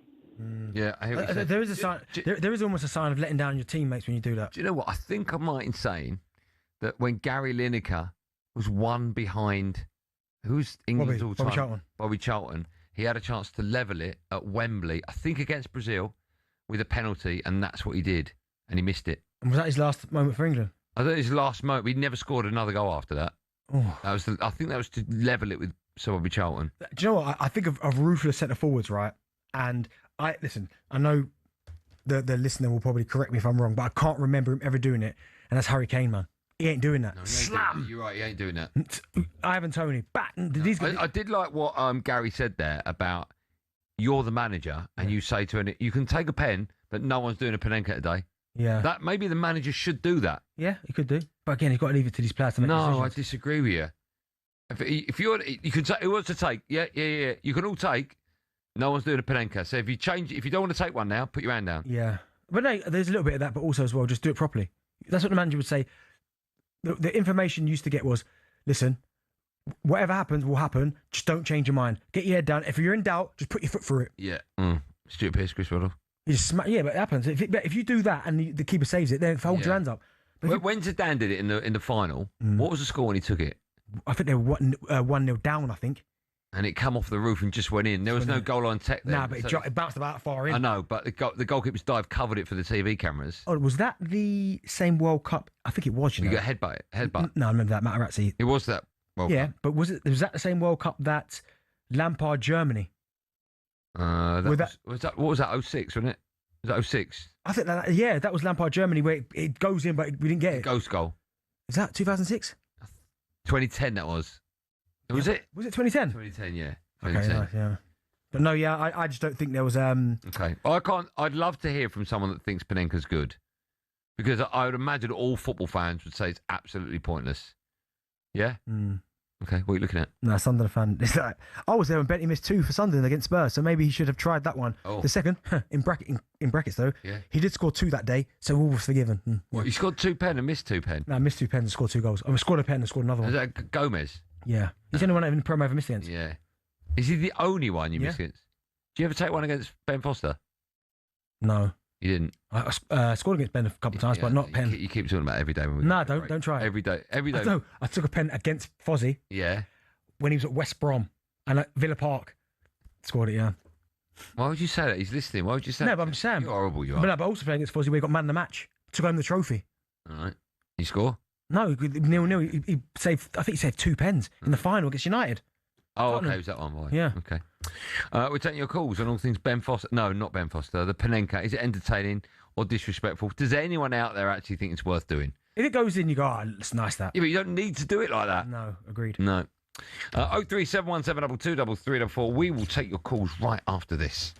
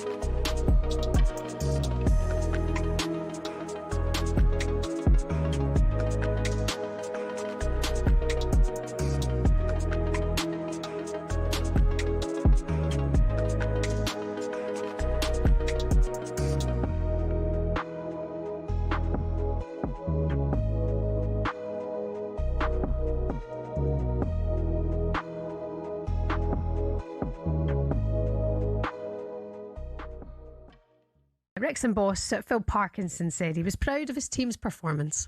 Yeah, listen, we've got to be immensely pleased with the performance tonight. In so many aspects of the display were good. The way we pressed, the structure, because it's not just about pressing, it's when to press, it's the communication. But some of the football we played as well, I thought was really good. And I stressed in the press conference and to the lads yesterday, we weren't coming into this game just to stop Chelsea. We were coming into it to play ourselves. And we've gone toe-to-toe. We really have. I felt second half we were going to win the game. I could feel it. I really was very confident on the touchline. And moments have gone against us tonight. And it's our first taste of VAR here at the racecourse. And, it takes a bit of getting used to, because those decisions will be, certainly the send-off, I think, will be a big talking point. Yeah, I think Phil's called it perfectly there. He's talked about the decisions and what had happened during the game, big moments. And, look, they got 1-0 up, pegged back 1-1. Go 2-1 up, get pegged back 2-2. And I've got to say, the second goal, which is so often the lad Doyle who scored, it was a deflection from a shot. And them goals are quite clever goals, because if you just divert the ball as it's coming to you, that it beats any goalkeeper, because the goalkeeper's going one way. And if you get a slight deflection on it, it gets diverted into the bottom corner. And I thought they just absolutely matched Chelsea in every way, shape and form. And to be fair... Hello and welcome to talkSPORT Goals. We've been taking you through what should be another busy day of football. Chance to win it! We don't need to do that, guys. I'm going to owe you an apology. How would you get to that conclusion? That's a weak mentality. Oh, get out of it.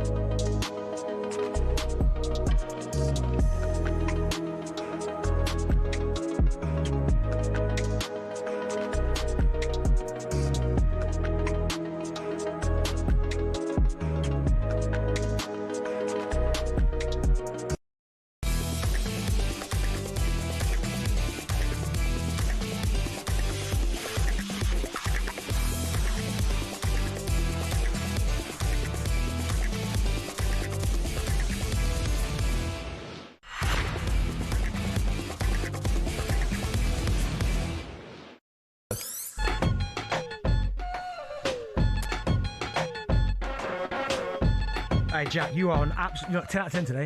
Bubba Sparks. Hold on, don't give him that. It's only 20 past 5. Hey, he's got so much time to make so many mistakes. True. Who's this? Another one of you. Bubba Sparks. Still no room for Eminem. Yeah, Bubba Sparks. Yeah. Just go over them again. Bubba Sparks. No, Bubba Sparks not in it. Okay, just go over the people. LL Cool J. Yeah. Kendrick Lamar. Yeah. Jay-Z. Yeah. And Biggie probably. Yeah.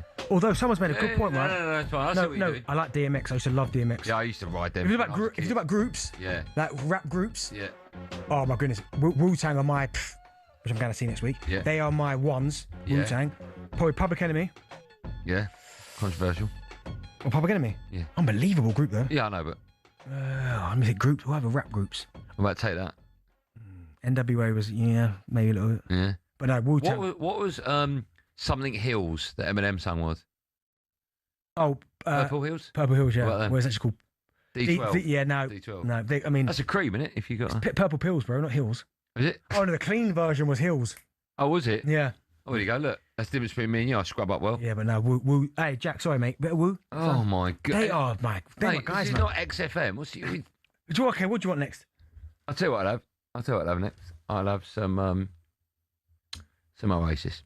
Right, still to come, we'll be asking if it's win or bust for Igor Tudor away at Atletico Madrid. It's live on talkSPORT tonight. Just quickly, Juve are interested in signing Spurs fullback Jed Spence. Okay, yeah, we're good signing that. I mean, he I feel like he got a rough start to his Tottenham career when with Who's the manager didn't want him? Conte. Was, I didn't sign him, the club did. Then he got himself playing some unbelievable football, got himself an England squad, and I feel like he's almost gone back again to not playing well. I mean, he's a good player, though. The MLS have handed lifetime bans to 2 players for betting offences, including gambling on their own teams.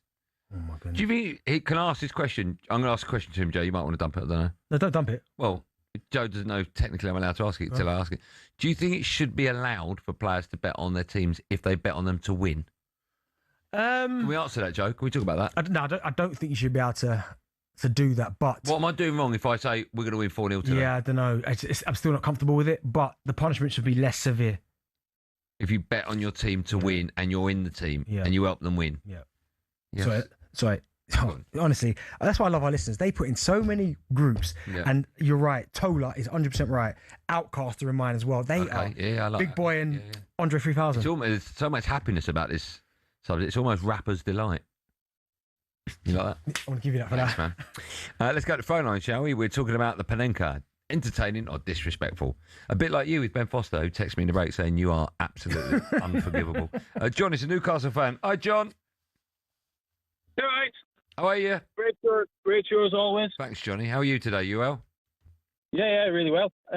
Spot on, Benty, with the keeper wellying the ball away. Absolutely spot on. Well deserved. But no, I just wanted to talk about Anthony Gordon the other week against Qarabağ. He was being really professional about taking the extra pen. That's right. Instead of giving it to someone else to put the game past Qarabağ. Buried it. Obviously, that's tie done. He got absolutely slated for that. So for me, panenka is a no-brainer. Do you know you just go and do it. Do you know what, John? And you're probably the perfect position to answer this. I never remember Shearer doing that. Nope. He just put his head down, bang. Yeah. Yep. The way to take a penalty. Yeah. Being a keeper myself, I love the sort of mind games of trying to save a penalty. There's someone that's trying to be clever. So what level are you? Oh, I didn't get any sort of level. So I played around the Newcastle local leagues. Okay. So you still play now? No, because the last time I dived, I fractured my shoulder. So jeez, dear. Not save it? I'm at that point now where I give up. Did you I'm more coaching now. Okay. Did you save that shot where you done your shoulder in? Oh, I did, yeah. It was from my own young one. So, hold on, see, John, perfect position. John, you saved the penalty from your youngster. Yeah. See, Andy's saying I should let my son score against me. Hold on. Was it in the garden just to knock about? It's a learning curve. No, see, I love that. See, John, I love that. Can I say, have you seen Rob Earnshaw on the telly? Yeah. He's got that suit on. Bit tight, isn't it? Yeah. Looks like he got it from Baby Gap. Honestly, Andy's out here throwing shots at everyone. It does, though. It looks so tight, doesn't it? Let's go to Sid, Man United fan. Hi, Sid. Hi, lads. How you doing? Great show as always. Thanks, man. How are you, Sid? You all right? Yeah, not too bad.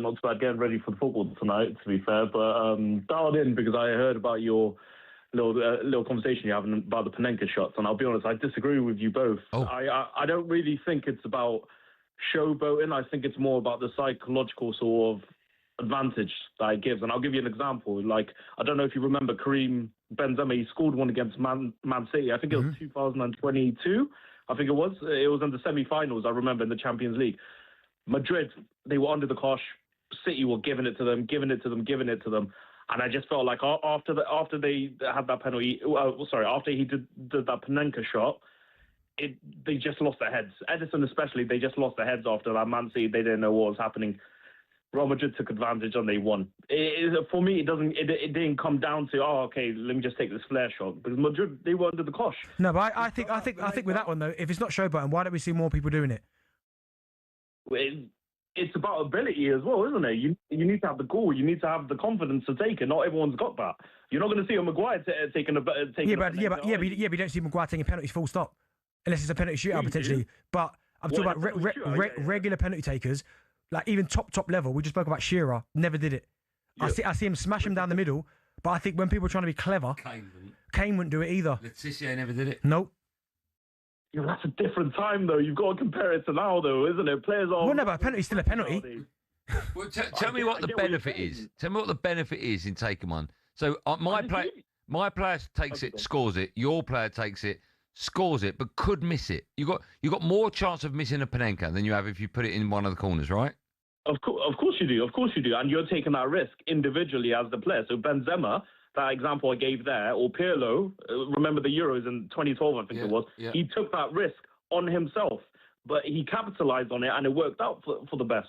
So you think mentally, what it does to your opponents if you score one? That's what you're saying.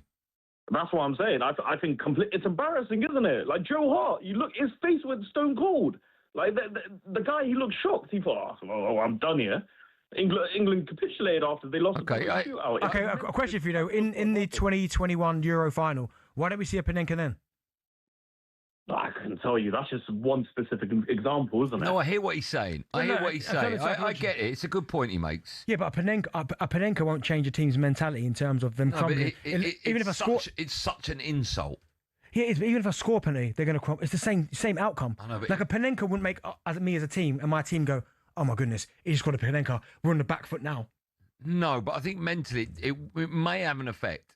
I think mentally it could. Yeah, the only effect it'll have is next time he gets the ball, I'm trying to take his head off. Yeah, okay. Do you know what I mean? It's a form of showboating, right? Yeah, remember when Richarlison stood on the ball and everyone tried to take him out? Yeah. Health and safety. Yeah, health and safety, big time. Still to come, we're looking ahead to what Eddie Howe's calling the biggest game in Newcastle's history. First, it's time for a bit of no Googling. Part 2. We want to know who's the oldest player to score an assist in the same game in the Champions League. Okay. Oldest, not only. Who's the oldest player? That changes it. Who's the oldest player to score an assist in the same game in Champions League? I think that's a great question. Okay. Right. I'm looking at all the rap things coming in. A lot of rap stuff coming in. NERD. Oh, wow. Any what? NERD. Nobody ever really dies. Pharrell Williams is Well, they do. That's a lie. It's just lying. NERD. Play some of that later. I'd rather he didn't. More from me and DB after this.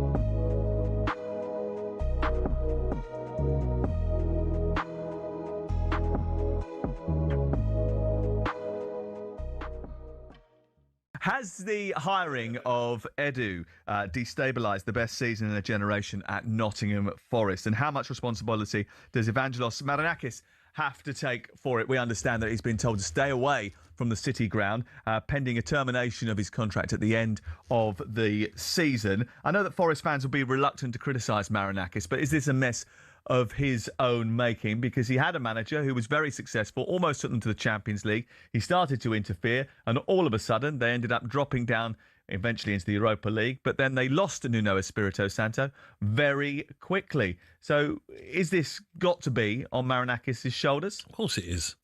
And do you blame Nuno Santo when you've got a sporting director coming in and probably not giving you a say on any players that you're bringing in?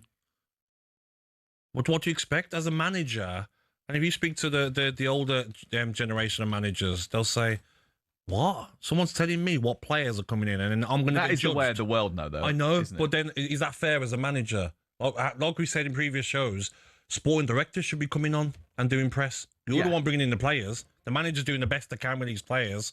They might have wanted 10 other players that you have said no to. Some of the players that they brought in Nottingham Forest, Douglas Luiz on loan didn't work. Zinchenko on loan didn't work. Amari Hutchinson, 37.5 million. Only one Premier League goal in 22 appearances. McAtee, 30 million. Hasn't worked. Ndoye hasn't worked. Bakwa hasn't worked.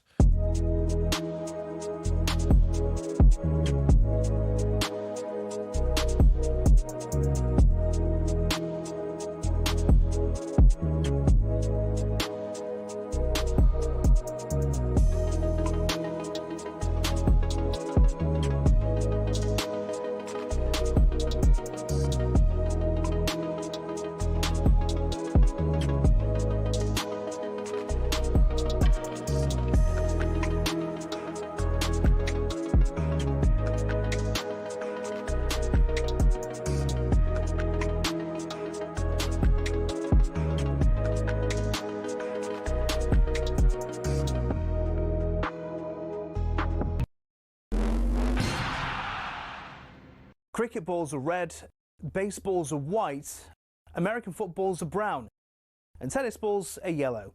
We don't even think about it really, but the story behind the tennis ball is actually quite interesting and even involves Sir David Attenborough. I know, here's the tale.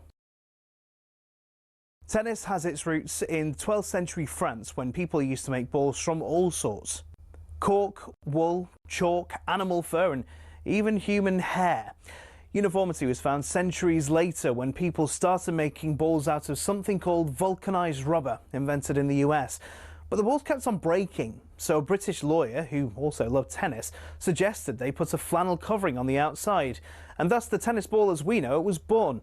One problem, it was either white or black. And when the controller of BBC Two, Sir David Attenborough, decided Wimbledon would be shown in colour on the BBC in 1967, no one could actually see the balls on telly. So the International Tennis Federation went away and created a new colour called Optic Yellow, which would show up without the need for a 4K LED display. Not that anyone had that in the 1960s, of course. Since then, all tennis balls have been covered in that material and have their trademark colour for that exact reason. Amateur tennis players and dogs worldwide are forever grateful. You could say the ITF aced it.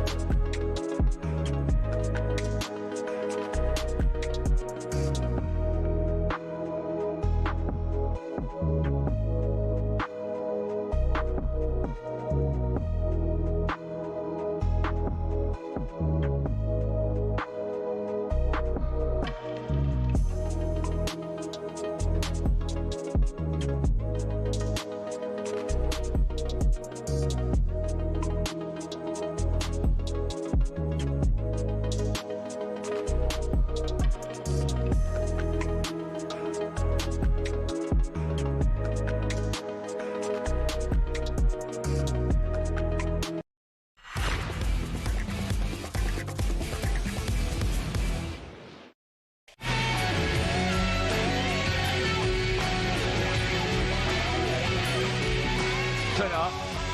Go on, Jackie. Bit of Oasis. Go on. That's better than all your NERD, Bubba. Nah, ain't me. Unbelievable tune. Before the break, I asked the question, who's the oldest player to score an assist in the same game in the Champions League? He was 36. Who? This player. Yeah, who?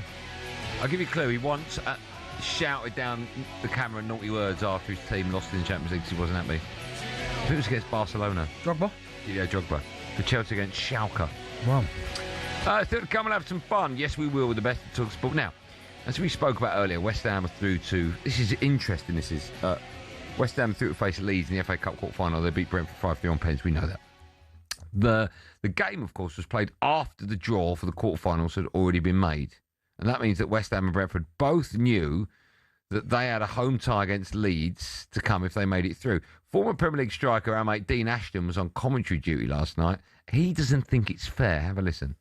I heavily disagree with doing the draw before before all the games are finished. And why is that? Well, just because it does affect your mentality. There's no doubt they will find out, these two teams who they've drawn. Yes, they'll be excited, won't they? Because it's a home draw if they get through. But if you'd have got Manchester City away, that does change your mindset. It does. Whether fans say, well, it shouldn't matter anyway because you're going to be playing your professional. Well, it does. We're only human. You can see that pathway. I agree with Dean 100%. Firstly, the draw doesn't need to be made before the game. No, it doesn't need to be. Do it afterwards. Do it. There used to be a time where it was always afterwards. Yeah. Right? After all the rounds had been played, the fixtures had been played. It's nuts. If you're a player and you know you've got a fairly favourable time the next round. Is that going to mentally? You must think, here we go. We've got a chance to get into the semis. Yeah, of course now. you go. Bloody hell, we can get through this one. if we can get through this one, we've got no disrespect, Port Vale waiting. Let's go. Yeah. We've got Man City. Oh, brilliant. Yeah, do we really need another game? And if you lose, it's like... But do we really need another game in this competition? Like, this is probably as far as we go. Do we need extra time? Yeah. So maybe there's a little bit of that. And yes, they'll try and be professional, but as Dean said, we're only human, and psychologically, it does seep in there somewhere. Yeah. Certain things. I don't know. I mean, I know why they do it, right? They do it at 7 o'clock, peak listening or viewing, whatever it is about, all right? More people are going to watch it or listen to it. I understand that. But sometimes you've got to think what's best for the game, not for the money coming into the game. Also, people watching, okay, fair enough, but people are still going to tune in to see who their teams have got. Yes, right. At whatever time. Yeah, if you've got to wait till half 10, you wait until half 10. Yeah, exactly. So I think... I'm sure we used to do that in the League Cup. Wasn't it on a Monday after the last League Cup game? We'd just wait around till 10 o'clock at night. Yeah, and then just watch it or just catch it the next day. Yeah. Like, you don't have to watch the draw. You go to the Sky Sports app and go, or talkSPORT app, sorry, and go, oh, such a plan. Oh my God, you've named it Sky Sports app before ours. No, didn't mean that. That's poor from you. I apologise. But no, yeah, it's I don't quite understand that. No.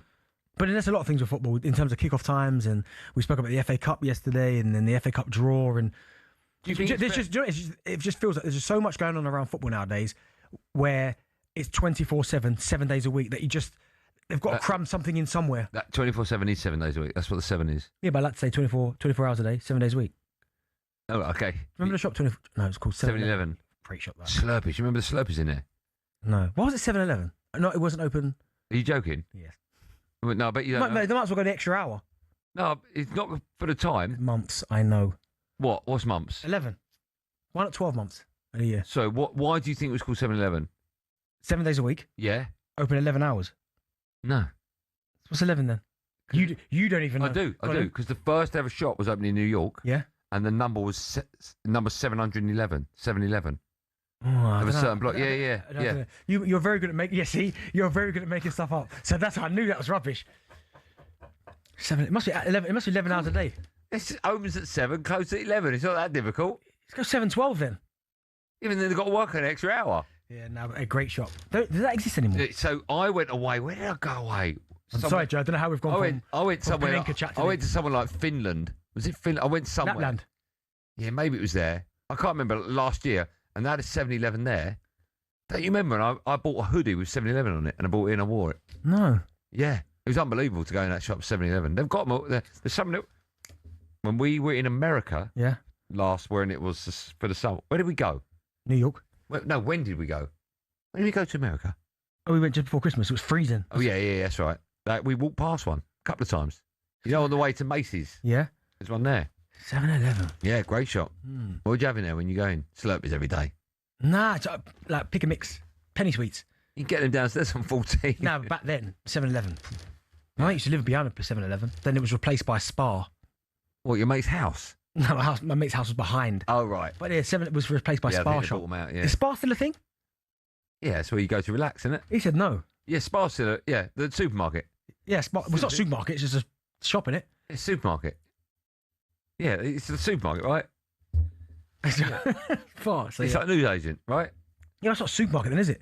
Well, nowadays they are. You can get a can of beans in a news agent, can't you? Yeah, sure, yeah, okay, fair enough. Sorry, Joe, let's get back to our business. No, I quite enjoyed that. Anything else you want to... No. Okay, fine. 7-Eleven. How did we get from Dean Ashton to 7-Eleven? Oh, yeah. He used to work in one, do you know? No, we did not. Woolworths.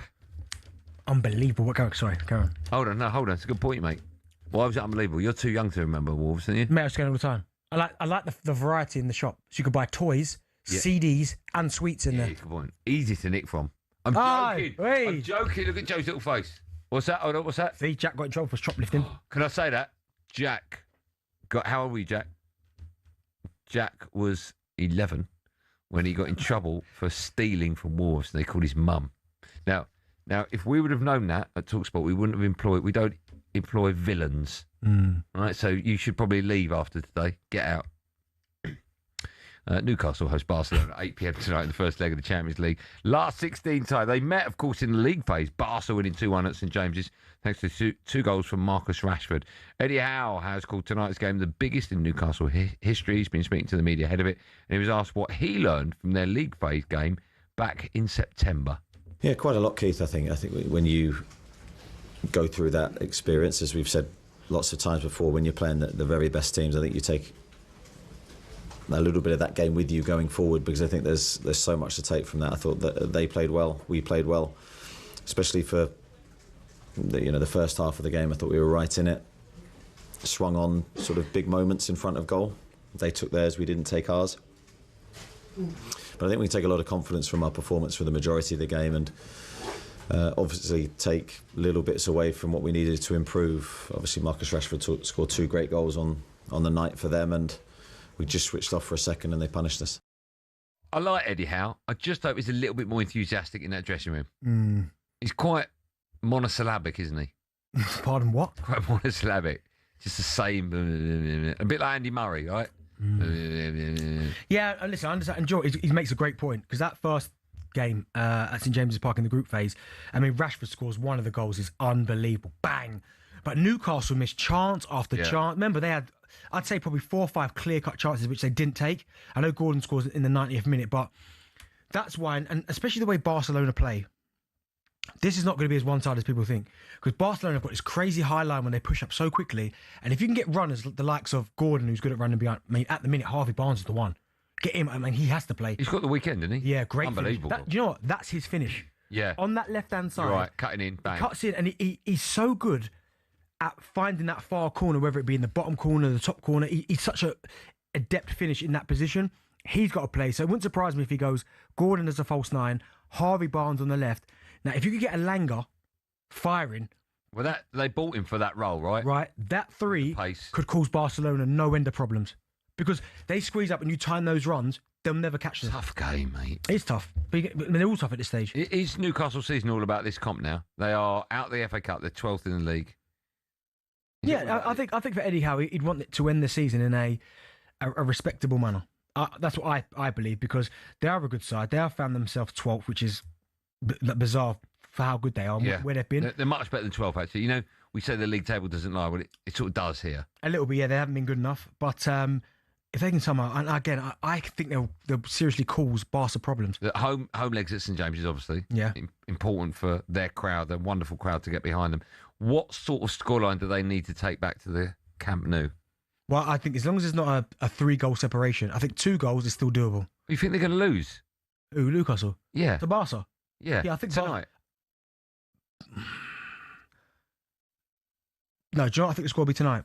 I think the score tonight will be 2-2. Okay. I can't see Newcastle winning. Not so much not winning, but I can't see them getting blown out at home. I know Barca beat them before, but as I just alluded to, but Newcastle had so many chances. Yeah. I can see a 2-2, especially with the roar of those fans in there. Yeah. So important they are. Yeah. Reminder, busy afternoon. Of course, Liverpool's just about to start in about 30 seconds against Galatasaray. That game live on talkSPORT 2. And then, of course, Spurs also in action tonight after a busy night of football. Boys on the Sports Bar from 10 or 10:15 will be there to take your call. Still to come on our show, we'll hear Simon Jordan getting in the horse racing spirit. Not if you tied my tongue to the back of a bus and dragged me to Cheltenham, do I want to come? We could try that. Be good for numbers, wouldn't it, on social? We'll also be asking whether it's win or bust for Igor Tudor tonight. This club is a joke. The owners are a joke. The players are a joke. The staff are a joke. The manager's a joke. Do you know what? I must ask someone at Spurs who I know, when he said the staff are a joke, his feelings on that. Oh, yeah, he's blamed the staff. Yeah, and we have to have a... No one's come away from that. No. And we'll continue to look ahead to another massive night across the talkSPORT network. We love the Champions League on talkSPORT. And we love you, Aid, as well. All that and so much more coming up on Champions League Drive on talkSPORT. Me, Andy Goldstein Darren Bent. When we come back, the best bits of talkSPORT ever in an item we've decided to call... yeah, the best of talkSPORT. A pile of rubbish.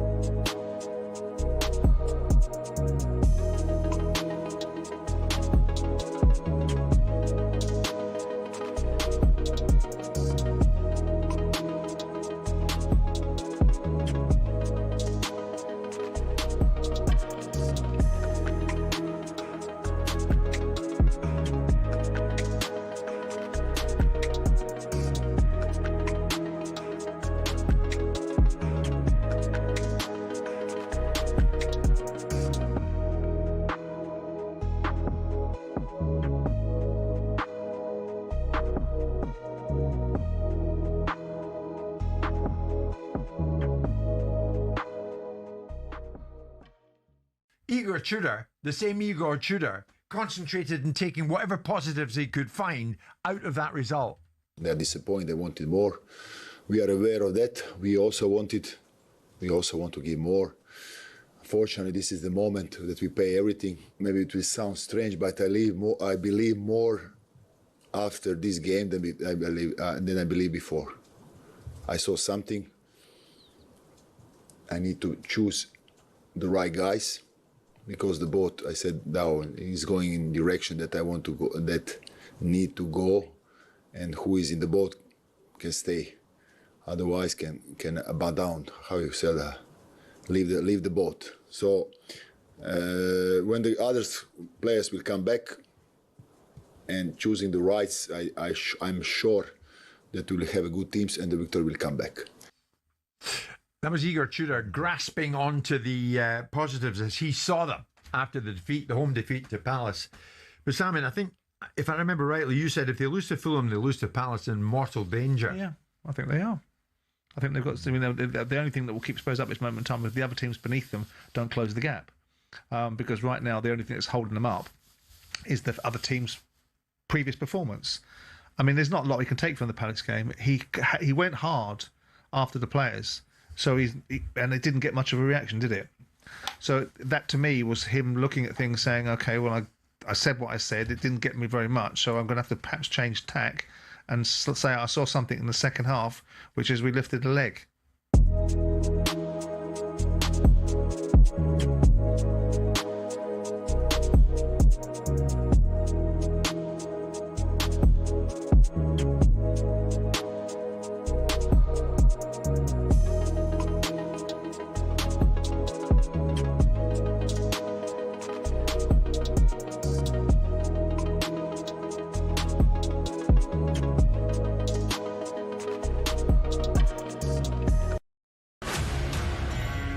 Hello and welcome to talkSPORT Goals. I'm taking you through what should be another busy day of football.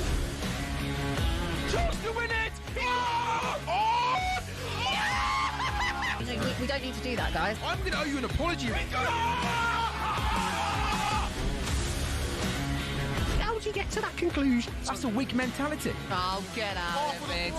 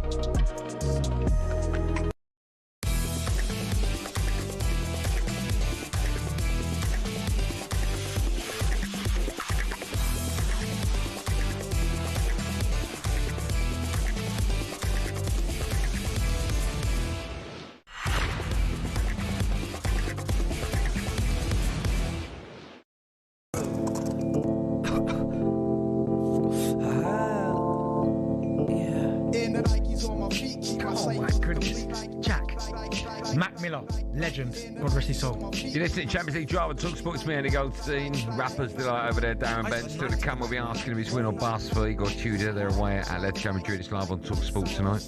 Just quickly, Kylian Mbappe missed training yesterday. Serious out for Real Madrid's game at home to Man City. It's live on talkSPORT tomorrow. And ex-Man City right-back Kyle Walker has announced his retirement from international football, having earned 96 England caps. Nice. Maybe we want to dim it down a bit now, Jack. A bit less now. I can't remember the rest of the There's words. No, not big, like track. In fact, can you press the big red button that says time now for this? Win a VIP trip to the British Grand Prix on talkSPORT. Yes, listen up, F1 fans. We're sending two of you to the British Grand Prix on Sunday, July the 5th, with the full Racing Green trackside experience. Forget the general admission, forget that. You get an exclusive grandstand seats plus inner track access to watch the Champions League drive roll into the paddock. And we've got the whole day sorted with all-day street food, fully open bar, and more.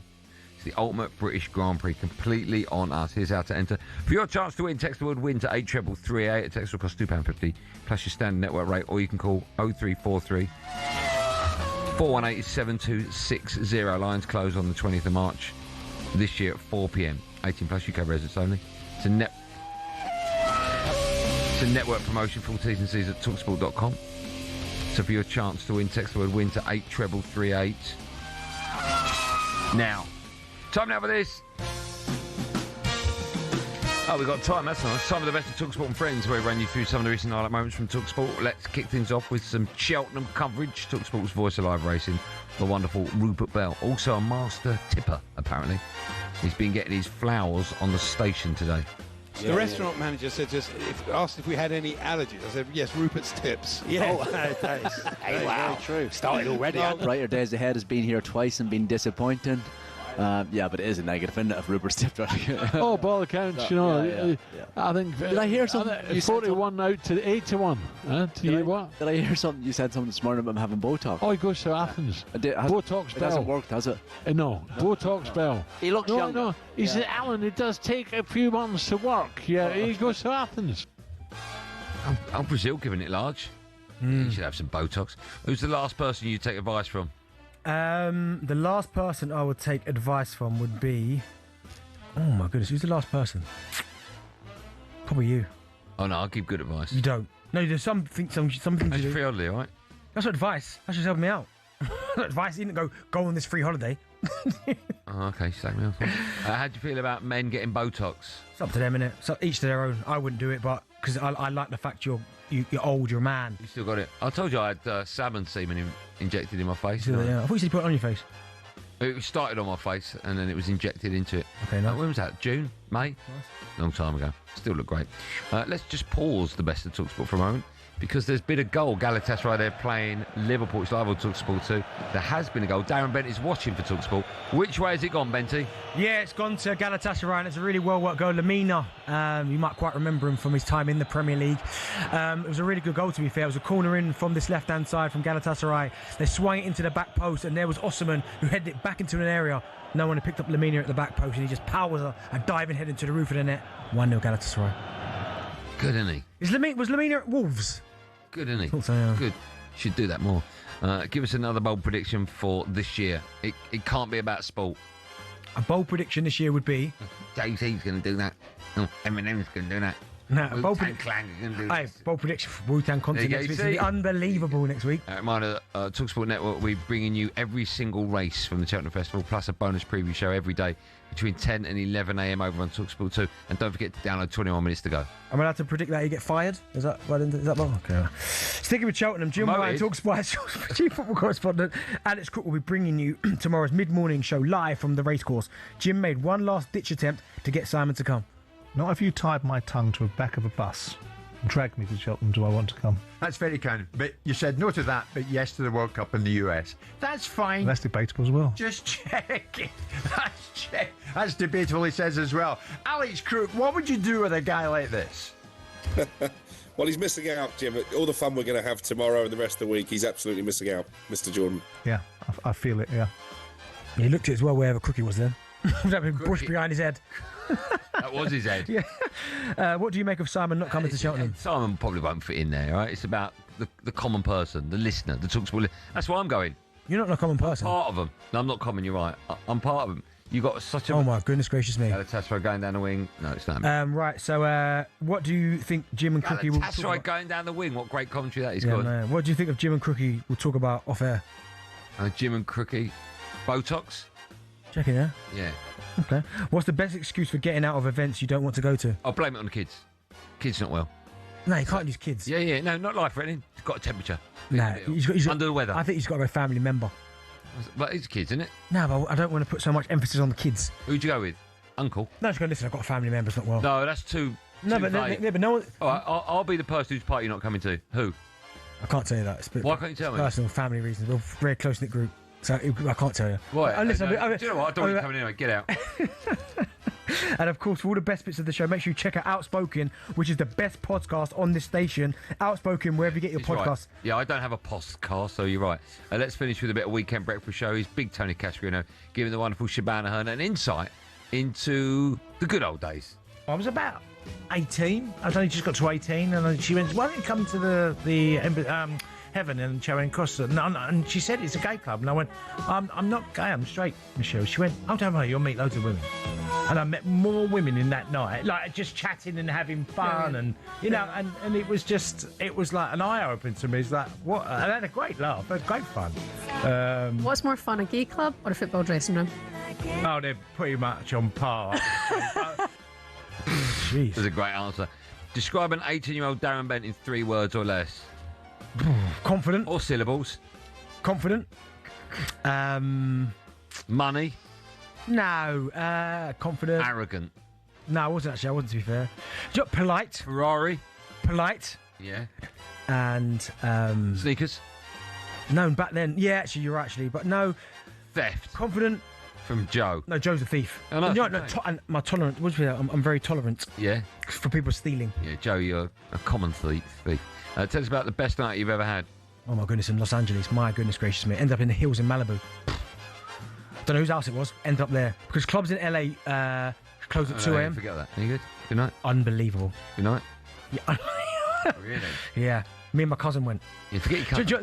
No, that's the good thing about it. Like, you go to a nightclub.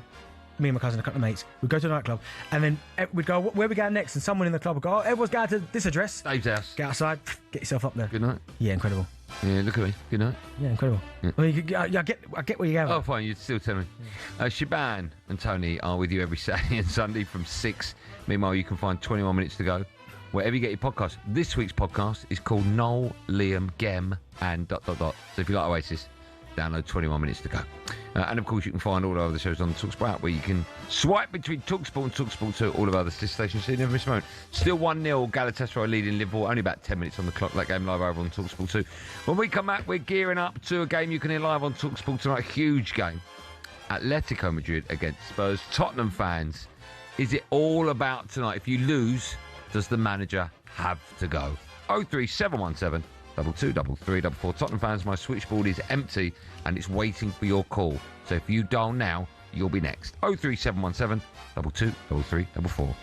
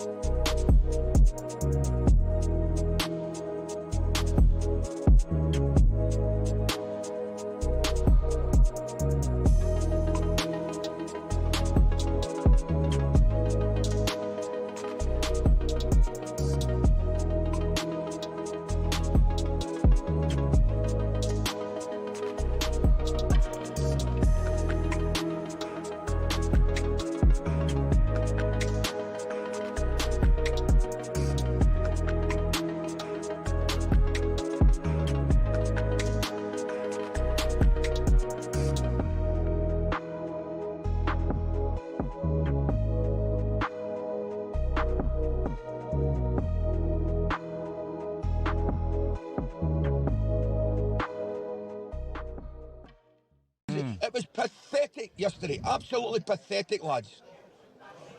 Yeah, very true, mate. Shocking. So, all right, so where are you off now? You off to the airport? I'm at West Ham tonight, and then I've got a good couple of days, mate. I'm Atletico Madrid, Spurs, and then Real Madrid, Manchester City, both in Madrid. So I'm having a wee chat. I'm maybe get back on Friday, but I don't know, mate. But you'll be carrying a can, no problem at all with those. Well, Andy's coming Friday as well, so we're going to have brilliant. We're going to have a great week. It's very foggy at the moment, but that doesn't matter. That'll lift by the time the tapes go up on Tuesday in the Supreme. Can't wait, really can't wait. It's going to be such an open, good racing as well, and loads of fantastic, plans. I've had so many calls and texts. Can you get me a ticket? I'm coming down. Crikey. Yeah. So many people coming. It's going to be magic. He's like ticket taking you are. I know. It's going to be amazing, lads. I was listening to the show this morning. The show's been brilliant. John, it's a great spot you've got there, obviously. I heard Simon on. I mean, the build-up's just going to be fantastic. I can guarantee you'll be watching it. Mark will be there. We'll have the phone and the iPads out and we'll be watching it, mate. So, best of luck to you all, you Ali, boys. what about Ali, those games in Madrid, what are you thinking? Oh, crikey. You'd be a brave man that would say Atletico Madrid won't beat Spurs, do you know what I mean? To be honest with you. Yeah. And then the other one, Andy, Ray, you know, I think Real Madrid have got problems, I really do, well-documented problems. I could see actually City winning the game. I think City will go through in the tie. I could actually see them winning the game in Madrid, to tell you the truth.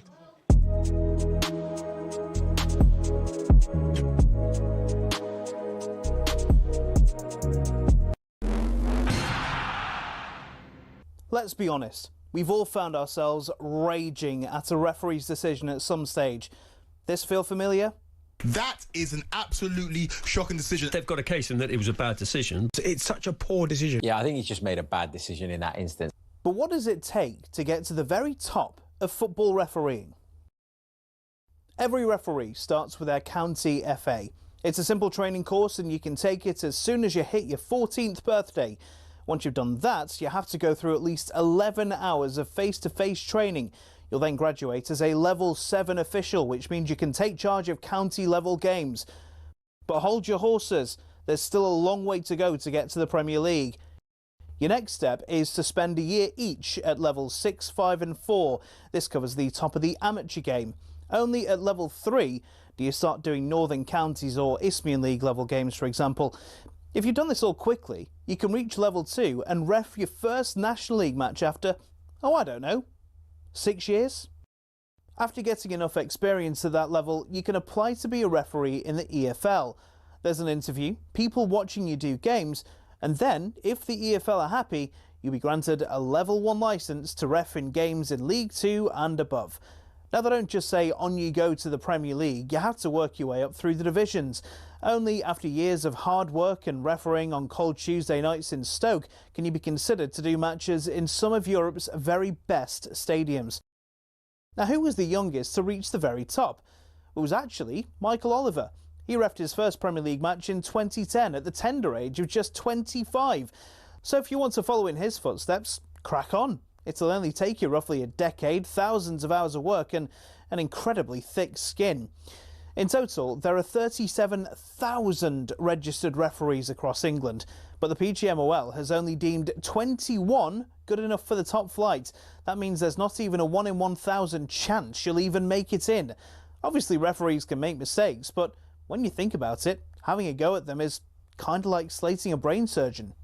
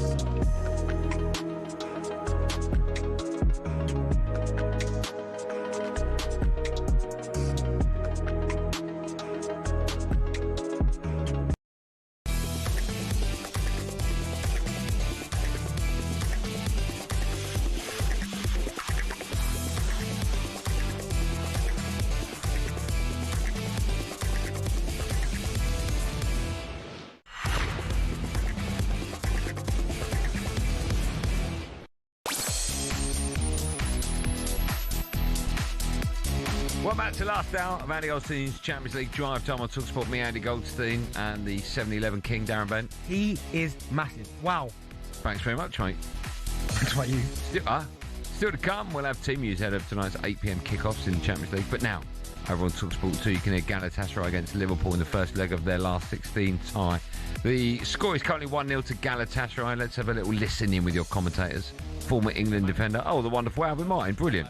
Alongside Ian Danter. Ball's out of play for a throw to Galatasaray. Listeners from talkSPORT, join us.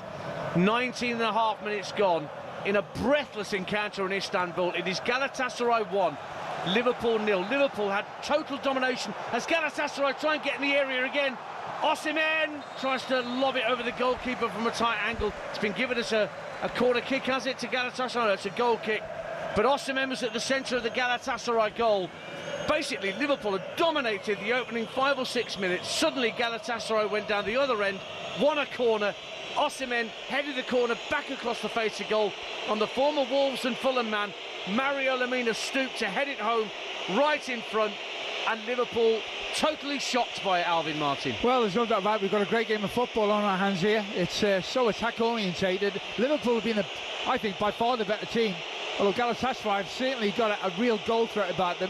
But Liverpool have spent chance after chance, haven't stuck them away. And it's Galatasaray who've taken their chance. And at 1-0, it's anyone's game, but it is so attack-orientated. Both teams are going for the throat of the other. Florian Wirtz has got 2 great chances. In the early stages, he was presented with the ball outside the area with the goalkeeper way out of his ground, but he steered a first-time effort wide. Then he stung the palms of Çakir, the Galatasaray keeper, with another shot from just inside the area. Now Jacobs keeps it in play for Galatasaray, the left-back, at the dead ball line. Finds Noah Lang, left-hand corner of the area, swings the cross in. Oh, and Mahmudashvili had to get down low and late and turn it away because it was threatening to drop in at his far post and make it 2-0 to Galatasaray. Alvin Martin. Well, it was a ball played in from Galatasaray's left-hand side, and he had to watch it all the way because he had to wait. There was a player running across the flight of the ball. He had to wait really for a long time. In the end, he gets an unconvincing left hand on it, and he's really fortunate that hasn't gone into his own net. That was creeping in as well, wasn't it? That was definitely creeping in. Corner to Galatasaray. They lead Liverpool by 1-0 on talkSPORT 2. There's plenty forward in the burgundy and amber of Galatasaray. It's Gabriel Sara to swing it in left-footed. Osimhen tried to go up for the header, blocks away by Liverpool. Lang sent it out to the left-hand side. That game continues over on talkSPORT 2 with 21 minutes played in the first half. Galatasaray leading by 1-0. You know, sometimes you hear the expression, it's a basketball match. Mm-hmm. This one well and truly is. It's end-to-end. Looks like a great game. Yeah, it does. I mean, Galatasaray, for the first part, Liverpool dominated the first 10-15 minutes where they had all the ball, all the chances. But Galatasaray, man, they've got some good players in their squad. What did you make of that, say, Mahmudashvili? He got lucky. You're a big fan of his, but he did he put out his left arm and it sort of flicked his arm and just went past the post. Quite lucky. He was quite lucky. I am a big fan of his. Of course, when you're coming in to replace someone like Alisson, it's always going to be difficult. But I watched him a lot for Georgia in the Euros. Obviously, the Euros just gone. He was brilliant. So when Liverpool signed him, I thought, oh, wow. Yeah, I know you're a fan. Reminder, you can hear that game live right now over on talkSPORT 2. Just download the free-to-download talkSPORT app, swipe between our sister stations. We'll stay with that theme. Following us at 7, Adrian Durham hosts a live commentary of Spurs, their first leg away at Atletico Madrid. Now, Tottenham currently sit a point above the relegation zone in the Premier League with a trip to Liverpool coming up this Sunday. Their interim manager, Igor Tudor, has been speaking ahead of the game, and he was asked if he could use the 2 games against Atletico Madrid to experiment ahead of some crucial games coming up in the league. I agree. Both things, as I said, focus on us. We are playing against a team who has a story in this Champions League. So they have experience, they have quality. We need to do our best in terms that we need to grow. You know, as you said also, because our first aim is Premier League, and this need to be said also publicly. It's a normal thing. This is something extra, but that don't mean that we don't want to pass, and we don't want to go in next round. For me, it's all. I think the key word is momentum. Right now, you would know better than most about how important momentum can be in football. Mm-hmm. If Igor Tudor does put Premier League above Champions League, and so doesn't play his strongest possible side tonight because of that game against Liverpool at the weekend, and they get spanked, let's say 4-0 tonight. Tottenham as a club going to the Liverpool game on the back of 4 defeats, the last one being incredibly heavy. Palace game is heavy as well, right? Well, they've lost 5 in a row, haven't they? So is it 5 in a row? I'm just talking about Tudor's reign. In it, Man United, Newcastle, Arsenal, Fulham, Palace. Okay, yeah. All right. So what is more important, do you think? That they field a weakened side to everyone's fit and tonight's game is irrelevant, or that you try and get something out of this game to take into your next match away at Liverpool? Oh no, see, I'm going not as strong tonight. I just think the Premier League is the bread and butter. Like, you're in a relegation battle for real now. Like, at first I kept saying, no, they'll be fine. And listen, I still don't think they'll go down, but they always had that kind of separation where it was 4. Sorry, you only don't think they're going to go down? Because they're Tottenham. Not because you looked at the fixture. No, because they're Tottenham. Because they're Tottenham, which is the wrong way to look at it. It is, but it was a little bit, again, I go back to the Everton situation. Like, because they're Everton, I just felt like they were never going to go down. Regardless how close they got, I couldn't see a day where they weren't in the Premier League. Now, all of a sudden, you've got... Like, you look at the Premier League table now, and you look at the points at the bottom now. We're Spurs 29, Forest 28, West Ham 28. Now all of a sudden it's become real. You go, that 4-point buffer that you had, it's gone. It? Yeah. So there's every chance that either Forest or West Ham will leapfrog them this weekend. Potentially. So I just think that for Tottenham and Igor Tudor, I'm resting players tonight. I'm not going full. How would Tottenham fans feel though about if they go into this game with a weakened side and get tonked? Let's say, I don't think it'll be this bad. Let's say 5-0. Yeah. What happens to the manager then? Well, again, I don't think the manager should be there anyway. But I think Spurs fans would look at that and go, well, it's about Sunday. It's about Sunday. Like, if there's anyone carrying any kind of knock, don't play. Liverpool's the more important game. Like, you want to be respectable tonight, of course, and you don't want it to be 5-6-0 where it's really embarrassing. But at the same time, you ask Tottenham fans which game they'd rather win. This one tonight or that one on Sunday. Yeah. And they haven't got the squad. They haven't got the squad to be able to compete. You look at their last team, they played Palace, right? And you look at what Spurs had missing. This is what they had. They had no Dragusin, Ben Davies, Romero suspended, Udogie, Spence, Kulusevski, James Maddison, Bergvall, Bentancur, Kudus, Odegaard. Well, they'll have Van der Ven missing for Liverpool. Yeah. So you play Van der Ven. He'll play tonight. He'll play. So there's a good player. Romero's back, right? Romero, I think he's back. Sorry. I think he's back. He's back. So even if you think you want Van der Ven and Romero back for Liverpool, he still needs a run out tonight, Romero. Yeah, he does. So I potentially would play them too. Yeah, I can understand that. But I'm making changes. You have to make changes because if they pick up another injury because Liverpool is the key. There's no reason for them to go full strength. No. I know you want to get a bit of confidence in the team, but again, you play a full team, you get smashed. Do you think all Tottenham fans will agree with you tonight is totally irrelevant now? No, because they're obviously their pride. I mean, they've got pride in their football club. They don't want to see their club go anywhere and get smashed. No, of course not. But they will agree with me. They have to agree with me that the most important game is Sunday against Liverpool. How long do you give the manager? How many more games of defeats do Tottenham go before you think the owners will go, that's enough? Well, I think it's enough now. He's had 3 games, Benny. And they've looked... I agree with you. I agree with you. And I said at the time, it was an appointment that could send them down. It was a £200 million gamble. Yeah. And I said at the time, it was the wrong gamble. I don't think he's the right man for the job.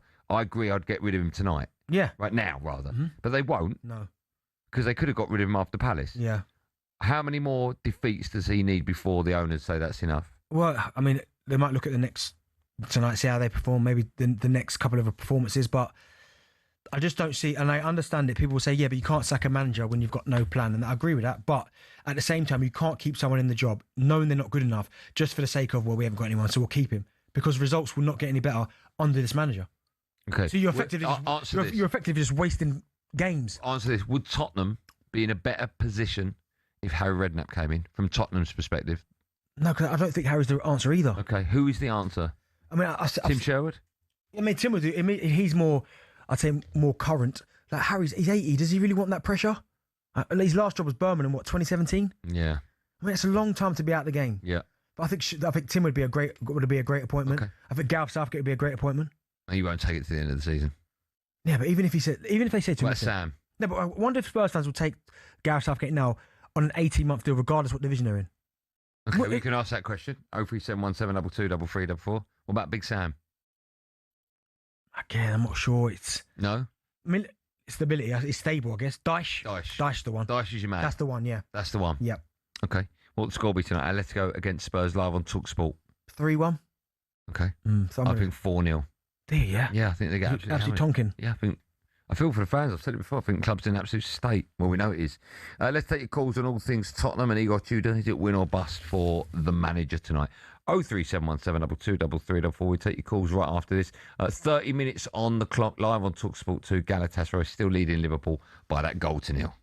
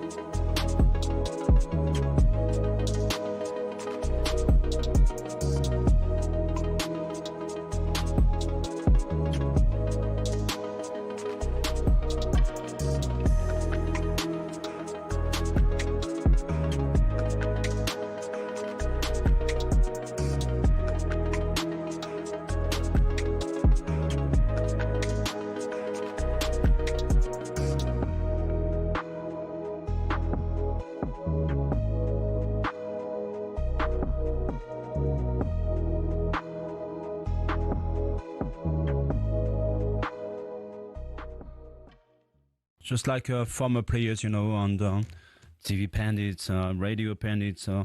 They've been saying the same thing for weeks and months now. Saying what? That Arsenal is going to fail. Arsenal are winning ugly. Arsenal are a set pieces team. Who are saying this? Who's saying they're going to fail? Yeah, Gary Neville, Roy Keane, Carragher, all of them. Even some former Arsenal players. I just crossed the path, with Ray Parlour. Just came out and I say, "Are you confident?" Say, "No, I'm not." Well, I'm confident, but I don't want to overshoot it, if you know what I mean. I know Piers Morgan said they're going to win it in March and this, that, whatever. I don't want to be saying things like that because I know how hard it is, and you could get a bad spell. But they're in a great position, and sometimes you can be overconfident, can't you? Ray, what about the Brighton game? Brighton fans were going crazy about the time wasting. Did you see that or not? Look, you do try and slow if you can, Al. I mean, we used to try and do it. If we're leading and whatever, you've got to try and see games out. And the good thing about that game was that they wasn't very good. They was poor as a team, but they won the game, and that's what it comes down to. You don't analyse every single game when you finish the season with the trophy in your hands and say, "Well, remember the Brighton game? We didn't play that well, did we? We got lucky there." You just embrace the moment and say, "Look, we're champions of England," and that's the most important thing. So you can try any sort of tactics if you're going to slow it down, but I think it's a little bit unfair that they're saying about the set plays and this sort of set plays is part of the game.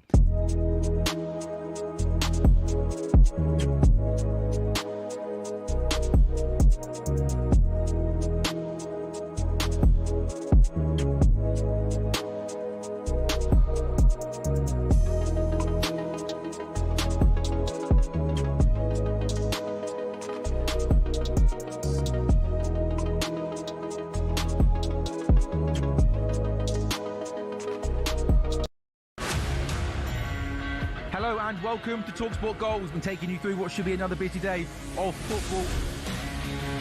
Chance to win it! We don't need to do that, guys. I'm going to owe you an apology. How would you get to that conclusion? That's a weak mentality. Oh, get out of it.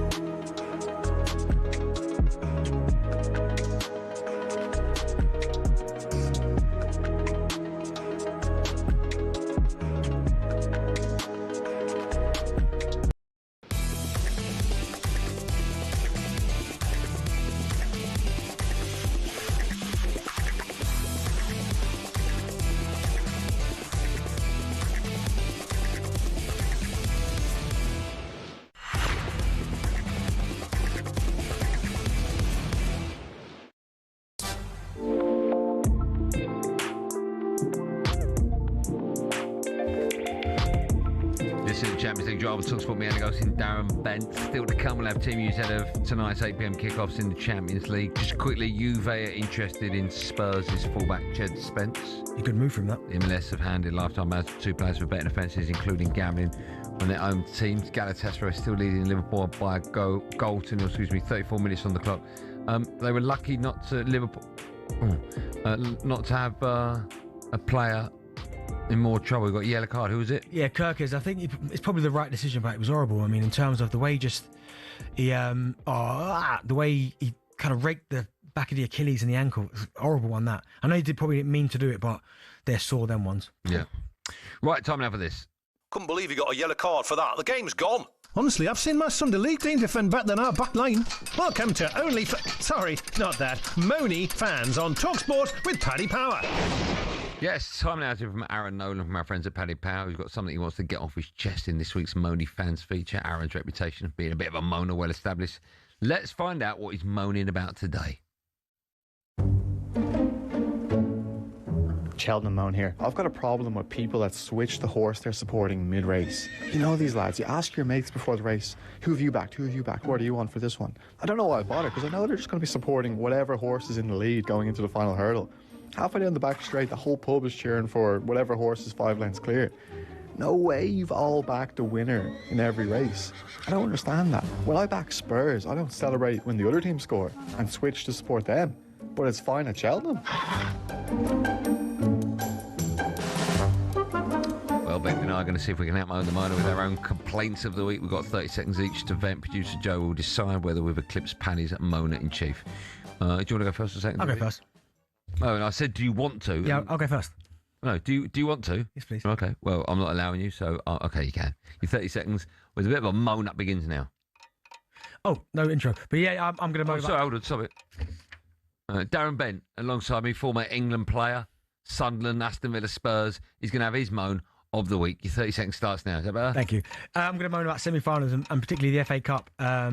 Being at Wembley, I think I missed the days of going to Villa Park, Old Trafford, Highbury for FA Cup semi-finals. I think you should earn the right to get to a final and play at Wembley. But the fact that they're doing it in semi-finals now, effectively for a lower league side, that getting to a semi-final is almost their fans' day out at Wembley. And I think it's good for them, but it's not really good for the game. So I would prefer if the FA Cup semi-finals would go back to a neutral venue. Made mistakes at the end of the year. Not your best moment. No. Do you want to intro me? Andy Goldstein, man with 35 jobs. Oh, all right, go. That's it. Sorry, somebody. You can do better. I gave you a really good intro. Yeah, but okay. The man with 35 jobs. What does that even mean? Okay, go. Andy Goldstein's up next. No. Listen. Andy Goldstein's up next. The man who took Sports Bar to another level. The man with great hair. Yeah. Now the king. Well, not the king, but he's very important in drive. The sneakhead himself. Like Andy Goldstein. You have 30 seconds. Go now. Thanks. Looks like James Bond, you said. I'm going to moan about extra time in competitions. In all rounds of all competitions, we just don't need it. Like we saw last night, the game finished about 11:15, which is a little bit nuts. People can't get home. You don't need penalties. You don't need extra time to finish them. Yeah, it was a mistake. To finish games off, right? It's a long season, lots of competitions coming thick and fast. After 9 minutes, blow the whistle, go to pens. Everyone gets excited. Everyone goes home early. The players don't have fatigue. It's no lose situation. That is what I would do. Blow the whistle. I thought that was really, really good from both of us actually this week. Producer Joe will tell me in my who the winner is, and he says, "Take your time, Joe." Andy says me. I've won. Really, Andy? Yeah, that's what he said. Joe's giving you the last few. I don't know what's going on here, Joe. Because I like James Bond today. After what he says about Ipswich as well. That's a very good point, actually. I do slag off. Well, I don't slag Ipswich. I slag you off because you're Ipswich. Anyway, I've won. There you go. Well done, me. There's Paddy Power's Moaner Fans feature for today. TeamPlusGamblerWare.org. Moaner Fans on talkSPORT with Paddy Power. We go to the phone lines. I hear you cry. I hear you cry. Yes. We'll take your calls about Spurs and the manager. Is it win or bust for Igor Tudor? John's a Spurs fan. Jonathan. Hi, boys. You all right? I'm good, man. How are you today? Great show. I'm all right. I'm all right. Thanks, man. What are you doing tonight? You watching the game? I've got Spurs fans that aren't going to be bothering to watch Tottenham because they just worry how bad it's going to get. Unfortunately, I am. Luckily, I missed the Palace game, and I didn't watch it, which I was glad for. But tonight, I'll be watching. All right. What are you watching for? Hope, or just to see how bad it is? No, I'm hoping we actually put out a decent side. And, yeah, we're not going to beat Atletico. Get some sort of performance, get some bit of confidence into these boys. I know you guys were saying rest players, get a spanking. What's that doing for their confidence? At least go out there and put a performance and build on that good performance. No, listen, I do get that in terms of play a strong side. Even if you get beat 2-1, but the performance is good, the boys can take confidence from that. I do get that. But I'm more worried about the other side of the injuries. The biggest game is Liverpool. It's the bigger game. That's my only worry. Because your squad's already bare thin anyway. I get that, but Liverpool isn't really a big game because even with our strongest team, we'll get beat by Liverpool regardless. But trust me, it is the bigger game. I mean, you're the bottom be four. The bottom three on Sunday night. I think our bigger game would be Forest, which would be obviously next weekend. Yeah, you don't want to go into that game against Forest in the bottom three, do you? We're going to anyway because we're not going to beat Liverpool regardless. Yeah, but remember West Ham have got City. Yeah, at City. No, West Ham. Is it West Ham? Are you sure? Yeah, 100%. Oh, okay. Well, still. Is it really at West Ham? Yes. Oh, okay. Well, I didn't know that. 8 o'clock. Okay, well, that's a winnable game then. That's a winnable game for us. Tough for Man City, that one. What, West Ham away? Yeah. Yeah, potentially. I thought it was at the Etihad. In regards to the manager, Yeah.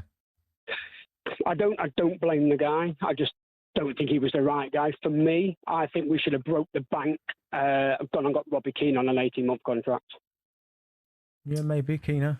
Yeah. Not a bad one. And also, sorry, Forest have got in the Yeah, they've got a winnable game. Fulham at home. Yeah. So you're right. Before they, I thought West Ham was a while. I didn't know that. Spurs could find themselves in the bottom three come Monday. Could be, yeah.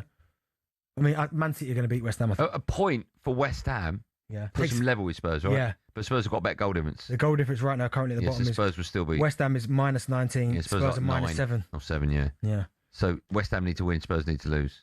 Yeah, Forest, Fulham. That could all happen this weekend. Imagine we come back Monday and Spurs. I think it could happen. I don't know if West Ham are beating Man City at home. Erling Haaland scored more goals, Premier League goals against West Ham than That's a anyone. good point. Okay. Still to come, we'll be predicting some of this week's biggest games in clutching at scores. But first, it's time for no Googling.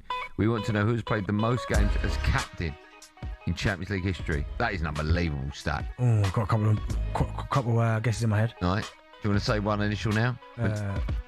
Is one a goalkeeper? No. Okay, is one a centre half? Yes. What's his surname begin with? Just show me the letter. No. Who are you going to say? Not Sergio Ramos. No. No. This player has played over 100 games as captain in Champions League. I mean, I swear Ramos was captain for about 10 years. All right, well, I mean, it does sound about right.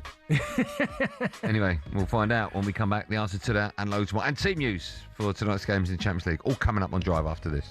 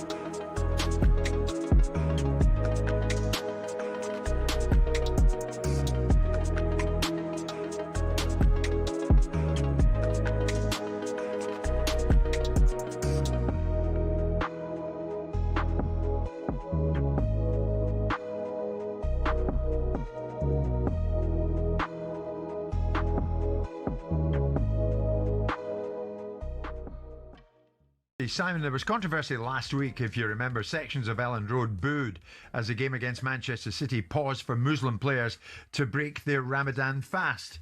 The incident occurred 11 minutes into the game. An explainer flashed up on the big screen. Do you remember that? Play has been paused briefly to allow players to break their fast, but the boos continued alongside some chanting. Manchester City on that occasion named 3 players, Muslim players, Marmoush, Cherki and Ait Nouri, in their starting 11. And it goes back to the fact that in 2021 an agreement was introduced to allow Muslim players to break their fast during a Premier League match. But there was a lot of chat around that and as to why a certain number of Leeds fans ended up booing. Was it because of a pause in play because of the fasting? Well, ahead of another fasting break in yesterday's FA Cup match, Leeds this time were proactive online with a statement which seemed to outline why the booing may have happened, blaming themselves for poor communication. And Leeds said, Leeds are asking for respect to be shown during this Sunday's 5th round tie against Norwich. Play will be paused to allow players observing Ramadan to break their fast, including our own striker, Joel Pirro. And that seemed to work because they referred to the first game at Elland Road. It was paused. And then they said, now, while we displayed a message on our big screen at Elland Road to explain why the game had been paused, it wasn't visible for approximately 25% of the stadium, including the South Stand. In our preceding fixture with Manchester City at the Etihad in November 2025, the game was controversially stopped in the second half for a tactical timeout. During an injury break, with the squads congregating on the touchline, fans may have thought that this was happening again.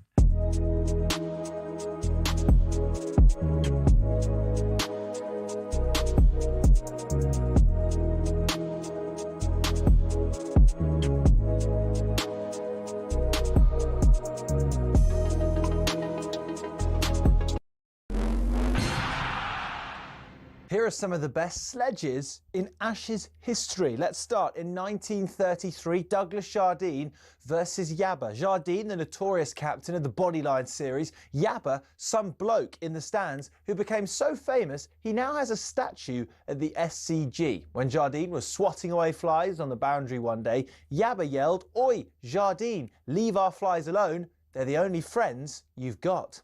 Next, Warne versus Strauss in the Edgbaston Cauldron 2005. Strauss shouted, "Come on boys, he's struggling here," when Warne misjudged the delivery by Ashley Giles. Warne then told Strauss, "Say one more thing to me and I'll hit the next ball for 6. Strauss obliged and Warne walloped an enormous 6 over square leg. Night-night, Straussy. Bowler Jimmy Ormond dealt a stinger to Mark Waugh, brother of Steve, in 2001 when the Aussie all-rounder told him he was nowhere near good enough to play for his country.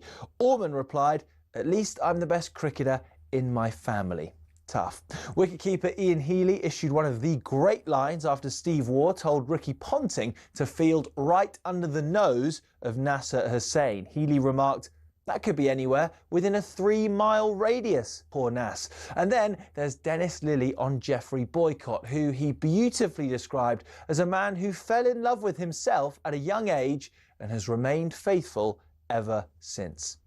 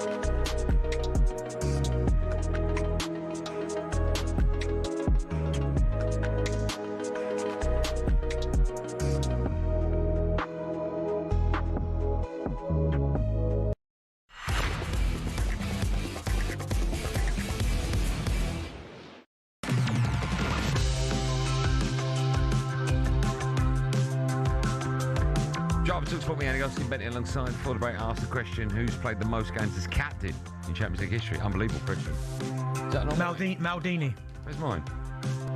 Is that mine? Is that mine? Yeah, I've got that. No, not Maldini. Cannavaro. John Terry. Has he? Yeah. Most captains in the Champions League, or most times captain the Champions League team is John Terry, 105. That's unbelievable. You know, as long as I can remember him at Chelsea, I've always remembered him being captain. I can't in my head envision a period when he wasn't captain. I know. It's 14, wasn't he, when he first got into it? For us at 7:00, you know most live commentary of that game at Atletico Madrid against Spurs in the Champions League. Meanwhile, on talkSPORT 2, you can hear Mill against Derby. Big game that in the Championship. Team news for that one is in. Ollie Klink can tell us more. Hi, Ollie. Hi, Andy. Yeah, Millwall could move within a point of second place Middlesbrough with a win tonight, with Borough facing Charlton tomorrow. They're in fine form, Millwall, as well, winning 5 of their last 6. There are 2 changes from their win over Hull at the weekend. Langstaff and Watson dropped to the bench. In come Barry Bannon and Ivanovic. Meanwhile, Derby have playoff ambitions of their own. They sit 7th, just 3 points behind Wrexham in the top 6, and the Rams are looking for their 3rd win on the spin. John Eustace making 1 change to the side that beat Sheffield Wednesday last time out. Out comes Bobby Clark. In comes David Ozzo. Here are the lineups in full then. For Millwall, it's Patterson in goal, McNamara, Kramer, Cooper and Sturge at the back. It's Barry Bannon and Mitchell in midfield, with Negley, Ivanovic and Aziz in behind, Coburn up top. As for Derby, it's Vickers in goal, Ward, Sanderson, Clark and Merkin at the back. Ozzo and Travis in midfield, with Brereton Diaz, Smodic and Brewster in behind. Ajimang up top. I'm alongside the former Arsenal winger Perry Groves tonight. We'll have full live commentary on talkSPORT 2 at the Den. It's Millwall against Derby. Good work. Right, Hull head to Wrexham tonight. Dave Rowe is watching that one for talkSPORT. He's got all the team news for us now. Evening, Andy. Yes, 6th against 5th in the Championship. Only 3 points between them, so a big game in the playoff race. Wrexham, after the drama of the FA Cup against Chelsea at the weekend, make 2 changes. Dobson is suspended after the red card in that game. Rathbone drops out, so O'Brien, who did play at the weekend, moves back into midfield, and coming in are Windass and Broadhead. They both start. There is no Kiefer Moore in the Wrexham squad this evening. And for Hull City, who were beaten by Millwall 3-1 last time out, in fact they've lost 4 of their last 6, so possibly clinging on to a playoff place place at the moment. They have made 4 changes tonight, with Egan, McNair, Hadziamatovic and Kumas all starting. It's a very wet and windy night here at the Racecourse Ground, where it's Wrexham against Hull. Good work, thank you. Right, let's head to Madrid now, where Spurs take on Atletico. Your co-commentator for the evening is Scott Minto. He joins us now. Hi, Scott. Scott, are you there? Scott, can you hear me? Hello, I can hear you, Andy. Can you hear me? Yeah. Jack just faded up news at 10 for us. How are you, Scott? You all right? You well? I'm really good, thank you, mate. I'm just here in the stadium of Atletico Madrid. 70,000 seats here, which we all expect to be packed and making a lot of noise. And a very, very tough game for Tottenham Hotspur this evening. Yeah, listen, we're waiting for the team news to come in. We'll get that very, very soon. But we were listening to Igor Tudor in his press conference earlier on. We've had a chat about it as well. We all agree that the bigger game for Tottenham is, of course, Liverpool away. Premier League, they must remain in the Premier League. Do you expect him to field a weakened side tonight or not? No, I don't think it'll be weakened. And look, it was interesting and how people listened to it. I think it was a little bit lost in translation as to, it was a good question, but how he answered it. There's no doubt about it. The priority is the Premier League for sure, but there's no way he's going to just throw away these games, because as Benty well knows, if you come here and you're not bang at it, you could lose by 4 or 5.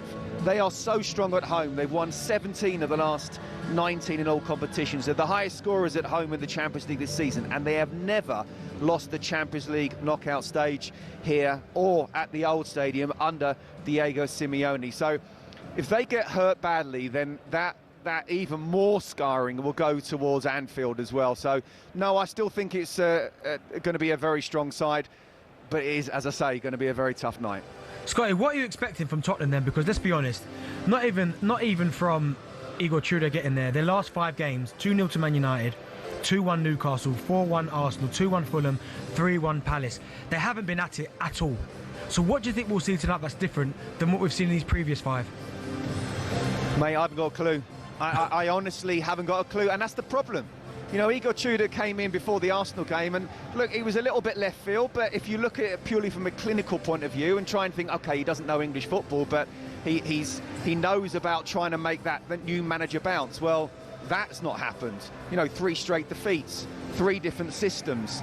Does he know his best players? Does he know his best system? And from where I saw him initially, this really tough-talking general almost, to come to Tottenham Hotspur, and this is what you need, a little bit of discipline. He almost looks a completely different man now. He's gone hard on the players. He's gone soft now on the players after that Palace game where they just completely collapsed when Van der Ven got sent off. So what am I expecting here, Benty? I've no idea, and that's the problem with Spurs right now. Yeah. Scott, listen, I think there'll be lots of goals. Thanks so much for coming on. Enjoy it. We'll speak to you in a bit. Cheers, guys. Cheers, Scotty. A reminder, Scott Minto on co-comms duty tonight. That game, Atletico Madrid against Spurs, is live on talkSPORT. In fact, we can preview all of tonight's European football action and tomorrow's with our friends at Enterprise Rent-A-Car. European football preview on talkSPORT with Enterprise Rent-A-Car. Whatever it is, we're here for it. Yes, of course, and all that means it's time for this.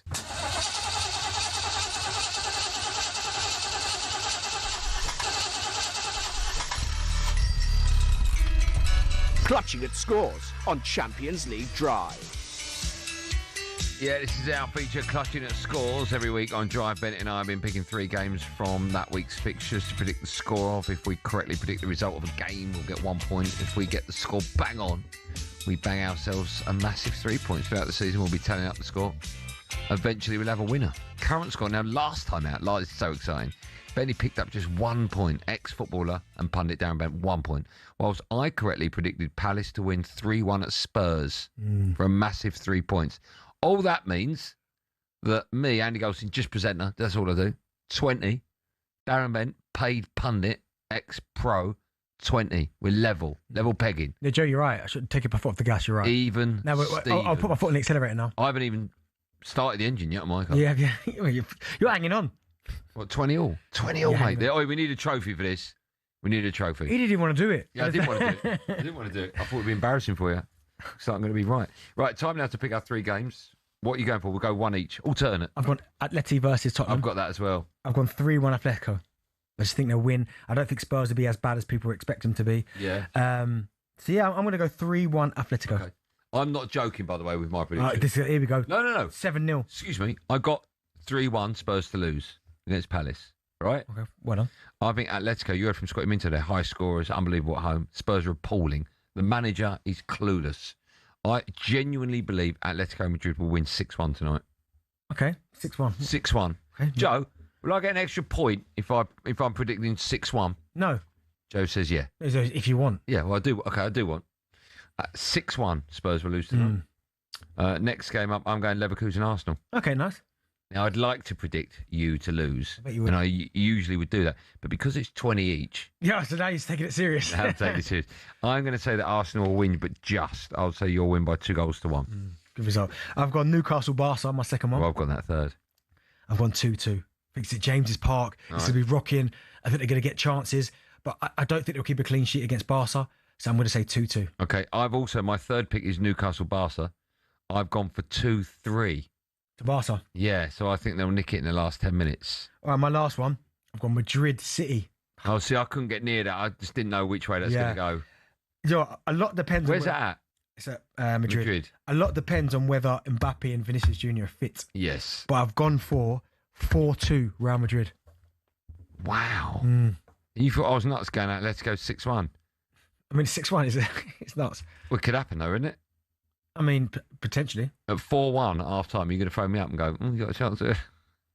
Let's go over our game. So I'm going Atletico Madrid to beat Spurs 6-1. I've gone same game 3-1. Okay, I'm going Leverkusen to lose at home to Arsenal 1-2.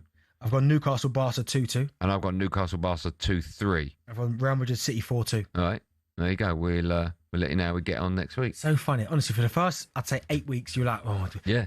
And then all of a sudden I realise there's a trophy and £500,000 to the winner. I'm taking it serious. That was there's your subscription fee. for the golf. Is it entry into Beaverbrook's golf course? That was a look at tonight's European action with Enterprise Rent a Car. Whatever it is, they're here for it. European football preview on talkSPORT with Enterprise Rent a Car. Here for it. Book now at enterprise.co.uk. Can't you give me a little DM, Beaverbrooks? They're not. No. Why? Because they've only got the hotel on Instagram. Someone at Beaverbrooks will say, contact me via Instagram, Andy Goldstein 05, and go, if you and some mates want to come down for the weekend, we'll be loved. But certainly, the guys who you know that play down there, one of them must have the number to the top fella. They just go, listen, mate. I'll tell you one of the top fellas, his family-owned Cadbury. How about that? Okay, but that doesn't help. I'm just saying one of the Cadbury family might be listening going, because I love a whole nut, you know what I'm like, and a dairy milk. I'm trying to get into Beaverbrook, not getting no whole nuts. Oh, you know what I mean? I know, I'm just saying. Yeah. No, but someone like Sidders is down there, right? Yeah, no, I can go with Sidders. He's already... No, but he must have a number for a top man. You'd think so, right? I mean, I like to play at places, pal on that, but I like to have the top man's number. Yeah, I need the top man's number. So then I could just drop him a little message and go, listen, top man, let me in. Yeah. Honestly, best course I've ever played. What makes it so great? Just green. I'll tell you what's great. The drainage is mind-blowing. So there's not one part of the course which is stodgy. So wherever your ball lands, it's just beautiful. It's like playing off carpet. I don't think that was going to be the first thing you came with. That's one of the things. Drainage. No. As in, the course is just always immaculate. Imagine playing on a golf course that's just always immaculate. Then you've got your caddy and the settings, the surroundings. Did you not get caddies at West Essex? No, mate. It's very rare you get that. And also, one of my favourite things about it, the common person wasn't there. See, there you go. That's the only reason he wants that subscription. So he can't play with normal people. They wouldn't let normal people in, honestly. No, it was just stunning. The whole thing's done so well. It's beautiful. You better get up that. You better start sending some of them trainers to get that 500,000 subscription. Yeah, good luck with that. When we come back, team news ahead of a busy night of football, and of course, one more Billy will be getting beaten up by Darren Bent right after this.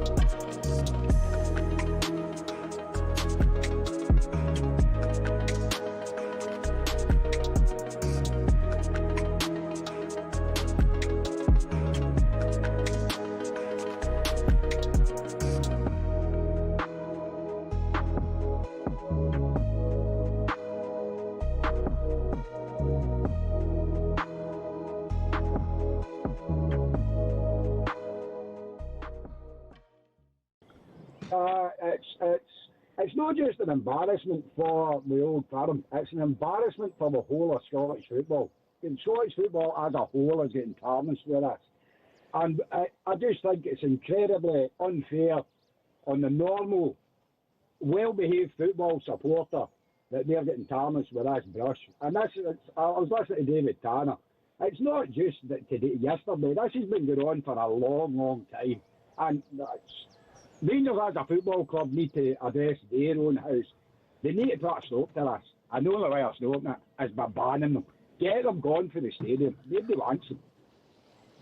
Yeah, it's with the mask on as well, isn't it? All the covering their faces up as well, Gregor. How's that anything to do with football? I go to a football match. I like to wear my colours. These people are not football supporters. They're mindless thugs. They're mindless thugs. Yeah. Gregor, I've always said, look, I'm a Glasgow boy. I've always said that, the history and all that. There's nothing, for me, there's nothing wrong with being excited before the game, singing your songs for 90 minutes, and then going home and being normal again. There's nothing wrong with that. You don't have to run on pitches, throw a few punches, and that's just beyond a joke. It's a disgrace. That's the way it used to happen. Many years, there was trouble. Of course there was. It's part of the terrorism, but not like this. And that's, as I said, it's a minority of people that's causing this.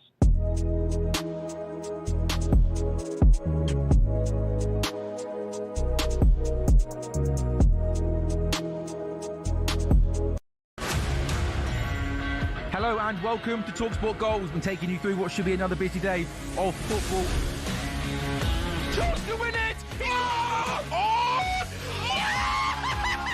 We don't need to do that, guys. I'm going to owe you an apology. How would you get to that conclusion? That's a weak mentality. Oh, get out of it.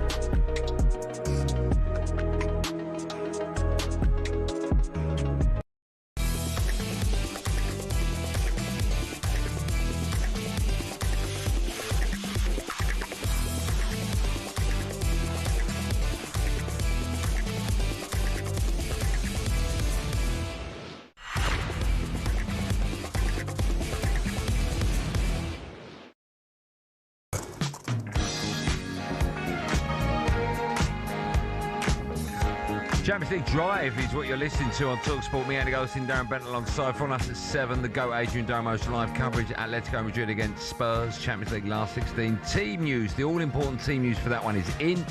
And Jim Proudfoot has all the details. Jim, good evening to you. Andy, a very good evening to you. Well, the big news is that Guillermo Vicario has been dropped by Igor Tudor.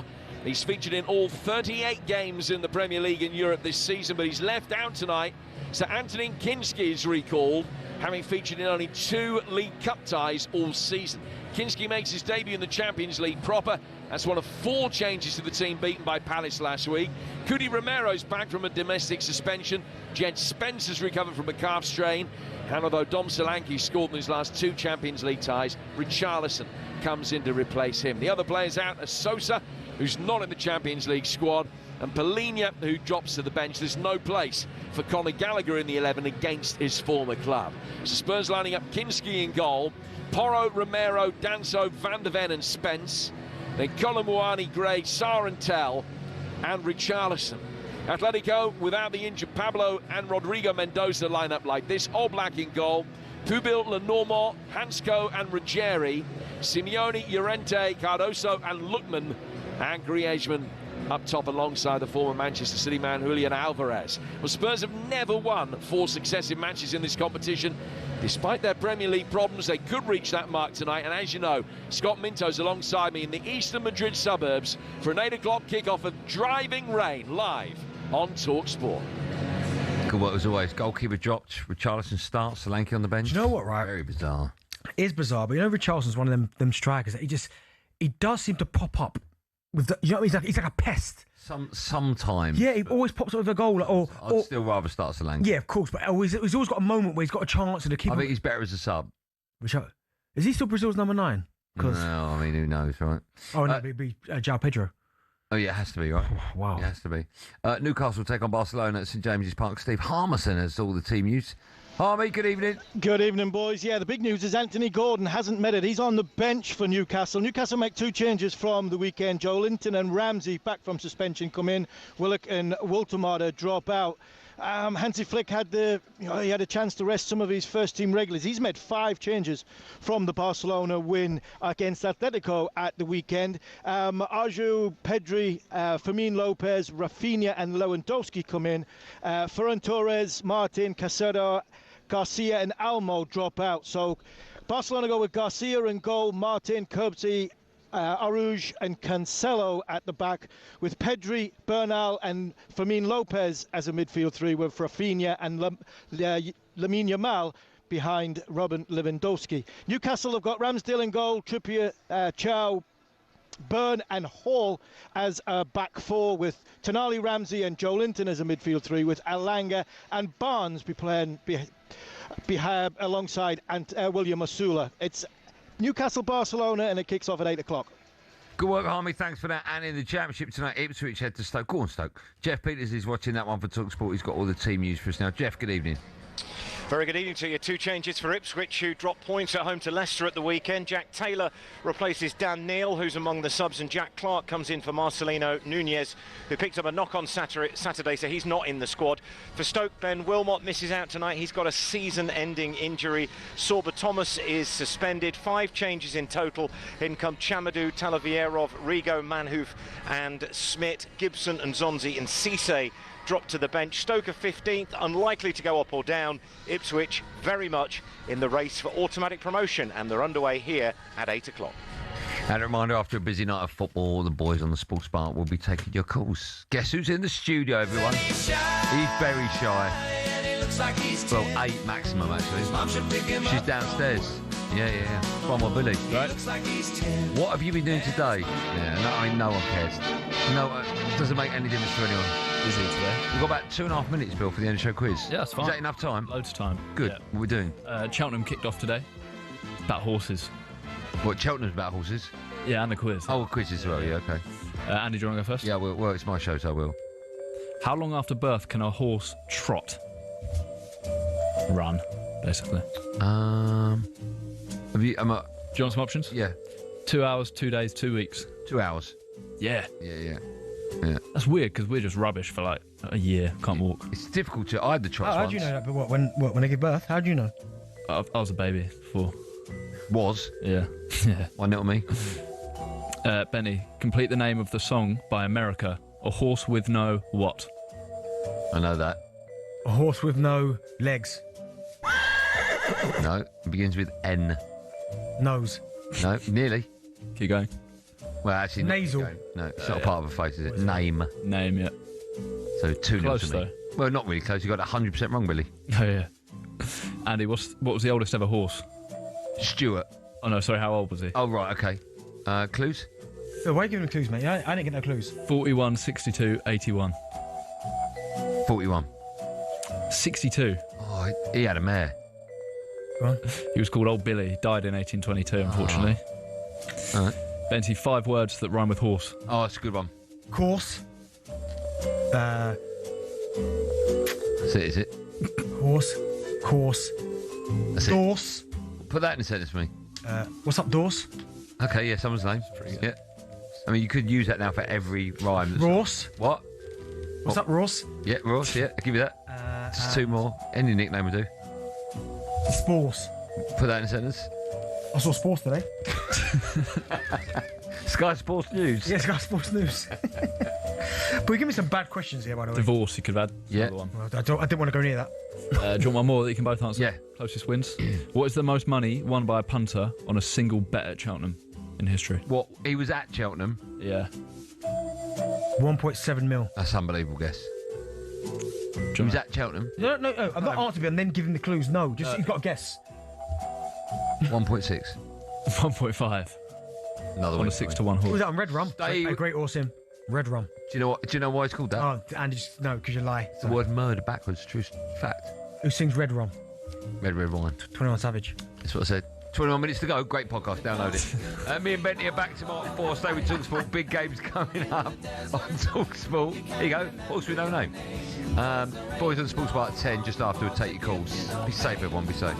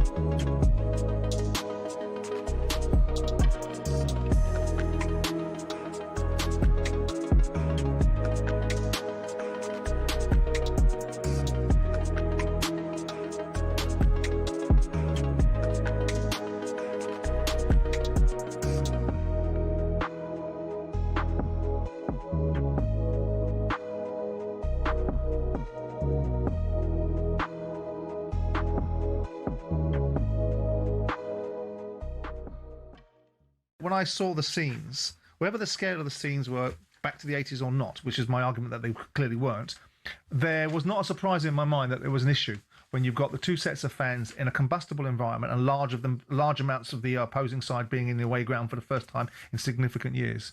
I look at the rules and say, it's interesting about rules being quoted as the SFA enforcing a 20% rule around the stadium capacity, yet the rules in the SPFL require you to provide a certain amount of away fans for the SPFL games, and Rangers and Celtic seem to have ignored that for years. So I don't really understand why they couldn't have ignored it for this game and turned around and said, in the interests of what we think is common